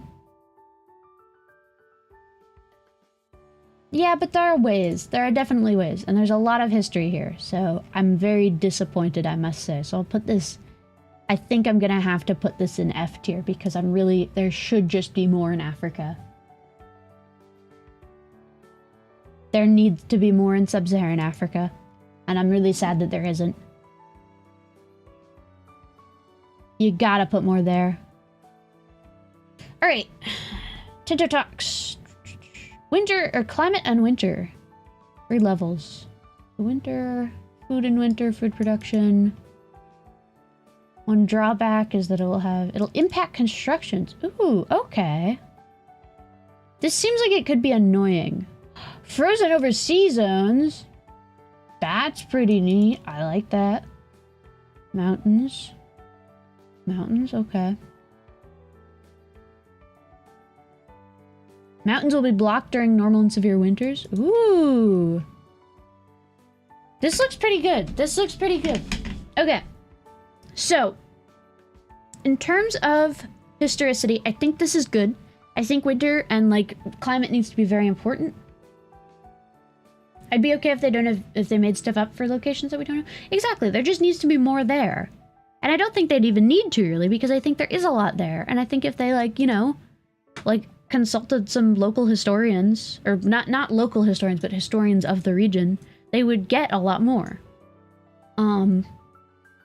Yeah. I like this, for this one, though, I do like, historically, winter is so important. Winter in EU4 is like nothing. It's like, oh no, a little more attrition, ah. But no. This should do it. Winter should have effects. I like that. Mechanics, I like it as well. I think it's pretty good in terms of mechanics. Fun, I don't think it would be fun, is the thing. I think it'll be really annoying. It'll be like, oh, I'm doing a war. I can't just retreat to my lands. I'm just gonna have to starve, I guess. Great. So I think it'll be a little annoying. I don't think it'll be fun. But I do think it'll tell stories. I do think there's a storytelling potential here in winters, in, like, you know, losing battles or winning battles because of, you know, general winter and all that. Excuse me. And in, like, not being able to cross mountains or something. So I think that'll be good. And then in terms of improvement, definitely. So I think this is going to be an A tier. A tier for winter. It just doesn't look very fun. That's the only criticism I have. Winter took down Napoleon. I think it's more that Napoleon took down Napoleon. Arabia. Actually, I gotta put this one in A tier. I gotta put this one in A tier. I love this one. For the simple reason that I fucking love that they took out Mutayr and then they put it back in. You're welcome for that, by the way. I brought it to their attention.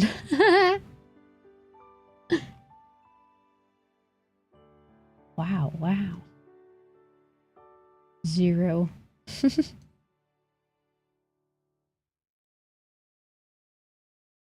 Strategy. Mutayr. I fucking love Mutayr. Let's see. Yeah, look, they're like, they're fucking citing their sources.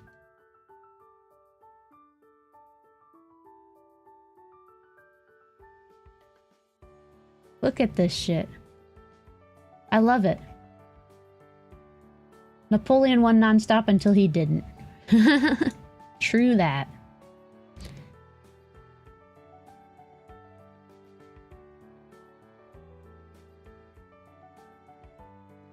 Kara really likes Napoleon, and I think that, you know, who's better than Napoleon? General Kutuzov, who beat Napoleon. Oh, yeah. Okay, Persia. Persia. Ooh, another Tinto maps.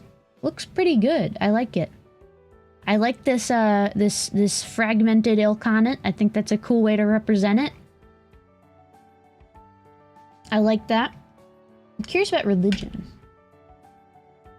Show me religion. What is this blue one?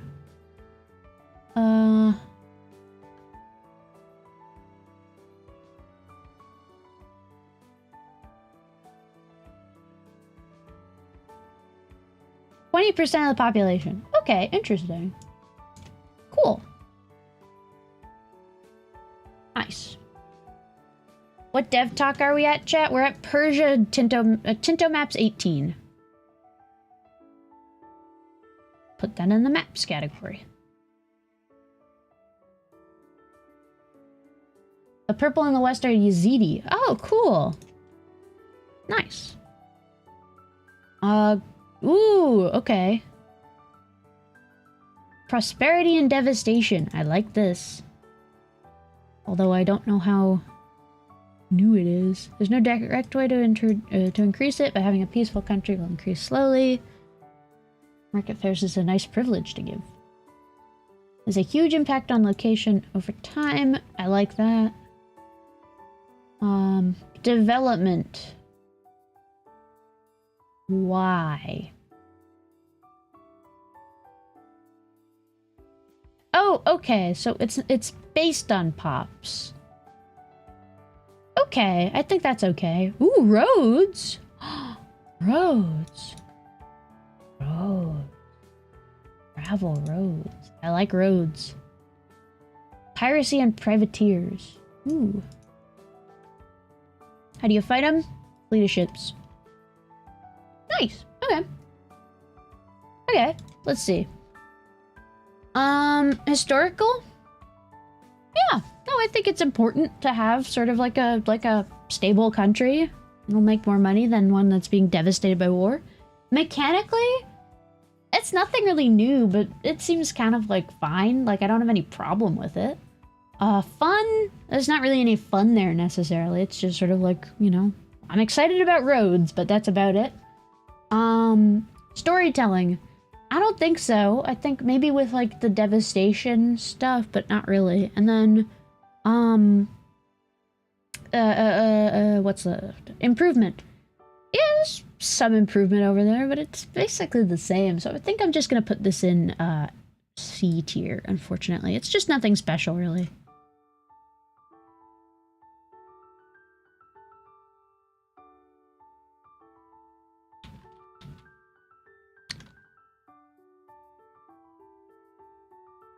All right. Next. India! Tinto maps. I'm so excited about this. This is gonna be fun. Look at that. Look at that. Boom. I'm excited about this. Very exciting. Wow. Okay, so they've gone with the approach of making Hindu one religion instead of a bunch of smaller ones. Okay. Interesting choice. Interesting choice. Interesting choice. Only 32 comments, or 32 pages of comments. That means there wasn't a massive Hindu nationalist backlash. Okay. Okay, put that in the maps category.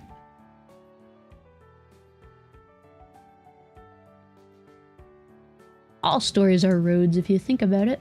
I choose not to. Let's see. Warfare and how you take territory. CBs, you need a CB. Does not have a fabricate claim button. Ooh. First of all, there's a super old school way of getting one from an event. This may not cater to everyone's playing style as it is too random. It was good enough for your parents back in 2001, so it's good enough for... And never mind. Secondly, we have the option of calling a parliament and asking them to come up with a valid reason for war against a nearby country. This is powerful, but... Okay. Finally, we have the way of creating a CB, which is more or less legitimate way to win. When there's a more or less legitimate way to win. First of all, creating a CB on a country requires that you have a spy network on the country, similar to how claims fabrication is, but you also need to have some sort of reason to do it. Let's say Denmark wants to take Backseating from Sweden, as you have cores on it. You have to create a Conquer core CB on them. They have to... Okay. I don't know about this. I don't really know about this.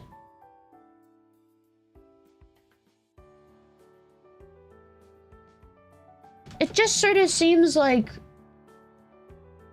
It's just EU4, but unnecessarily complicated. Why would there be a Hindu nationalist backlash for them making Hindu one religion?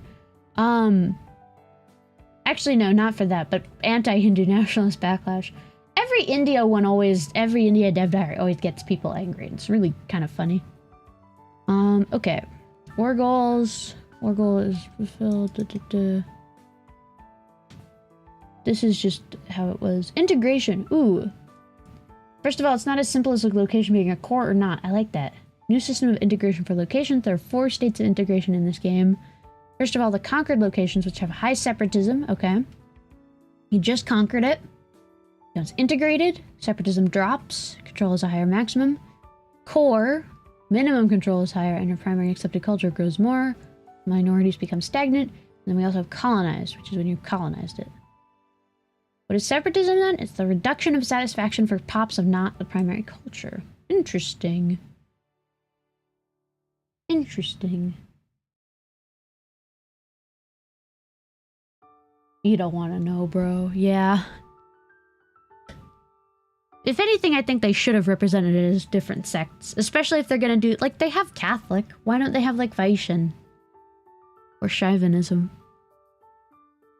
How do you integrate a location? You don't have any magic paper mana to spend. Instead, you need one of your members of your cabinet to integrate it? Ooh. Ugh. Yuck. I hate that. What the hell? I really don't like this. I'm honestly not a big fan of this. This whole thing is just kind of, ugh. Wow. Historical. I mean, it's all abstraction.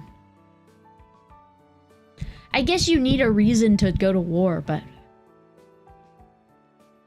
I feel like that puts too much credit. That gives too much credit to historical countries. They did just sort of make up reasons. Like, sure, they had reasons. But it's like, I feel like you need to, like, that's taking states at their word, which I don't like. In terms of mechanics, I don't like these mechanics. I really don't like the mechanics. I think these mechanics are bad. I think that this is just annoying. Same with fun. I don't think this will be fun. It's just like, oh yeah, sorry, my cabinet member died, so now I can't core this place for another 70 years. Like, it just sort of feels like the kind of thing that'll get patched with time. Like how in early EU4, you had cultures that made it harder to integrate or to core them. Like, that sucked, and then they got rid of it. In terms of storytelling, I think there is pretty good storytelling potential in this, at least. I do think there's pretty good storytelling potential in terms of sort of the roleplay aspect of it, of War Goals. And in terms of, like,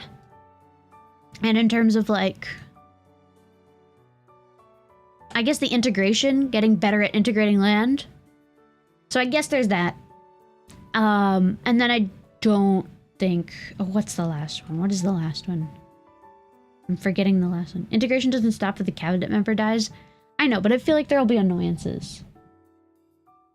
I don't know, it just seems kind of annoying. I like pressing a button. This is why I like mana, it's a good abstraction. What is the last one?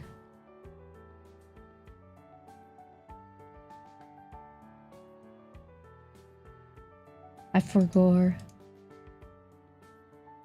Improvement. No. I don't think it's an improvement. I think it's worse, if anything. Alright. F tier. Or not F tier. D tier. Cool. Next.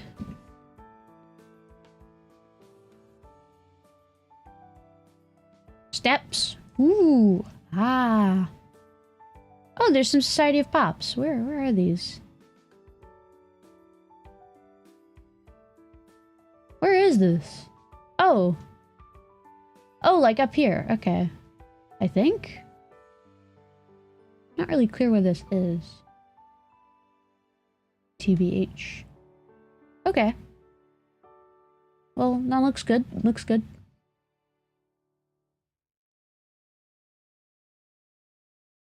Put it in the maps category. This feels like one of the things that will get 200 forum threads after release and then patched out in third DLC. I want total unabstraction. Integrate each pop. No, integrate each person. You have to give each person like a university education and like make him start speaking German and make him stop like eating his weird Austrian food. And start eating almost identical German food. Also, hideous UI. Ugh. Peace offers. To end a war, you need to negotiate a peace. Set of treaties. First, are there bilateral treaties?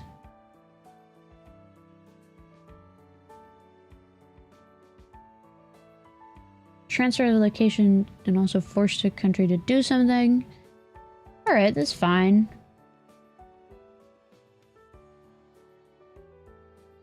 Go back to provinces automatically coring after 50 years, but not earlier? Yeah. AE, okay.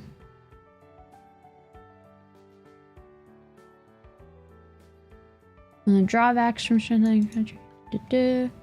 War enthusiasm, this is just how it was. Okay, none of this is new. This is all exactly how it was. Hold on. Is this bilateral? Do they have bilateral? I can't Command F search, unfortunately.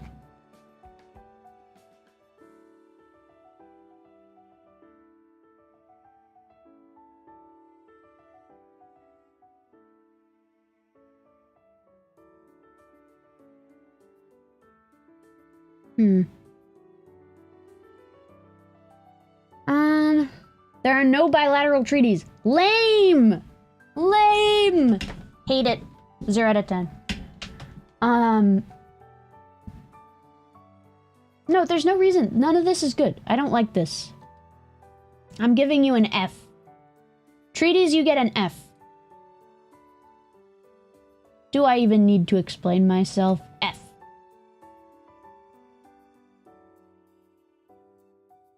Alright, let's do one more. Oh, one more real one, not this. Ooh, Chagatai. Nice. Considering how exploitable they are in Victory, I'm okay with that. That's just a matter of tweaking, I think. I think it can be done right.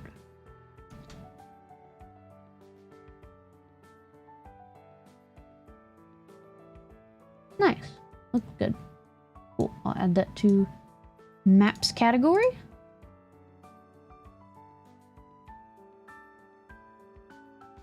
This is how many we have left. Versus how many we've done. We've probably done about a third, I would say. Alright, this will be our last actual dev diary. Okay. Rebels! So there's nationalists. Oh, they're bringing back nationalists instead of separatists. Pretenders. Slave revolts. I like that there are slave revolts. That's good. That's good. Maybe make it a MP feature? Maybe. Less than a fourth, actually? Oh, no. Religious. Okay. And estate. Slave revolts I like. I like that there are slave revolts. Based on satisfaction. Join Pops or join Rebels threshold. Revolts. Civil wars. Ooh, okay. Civil wars work differently in that you do not have to negotiate a peace in a civil war. As soon as you've taken control of a location, the location will immediately flip. Okay, okay. So they're doing the imperator system. But that seems kind of awful. There's no game over if you lose in the city. After all, if the peasants revolt and win, you will not keep your glorious full serfdom monarchy as it once was. Okay. We will continue playing as Scotland. I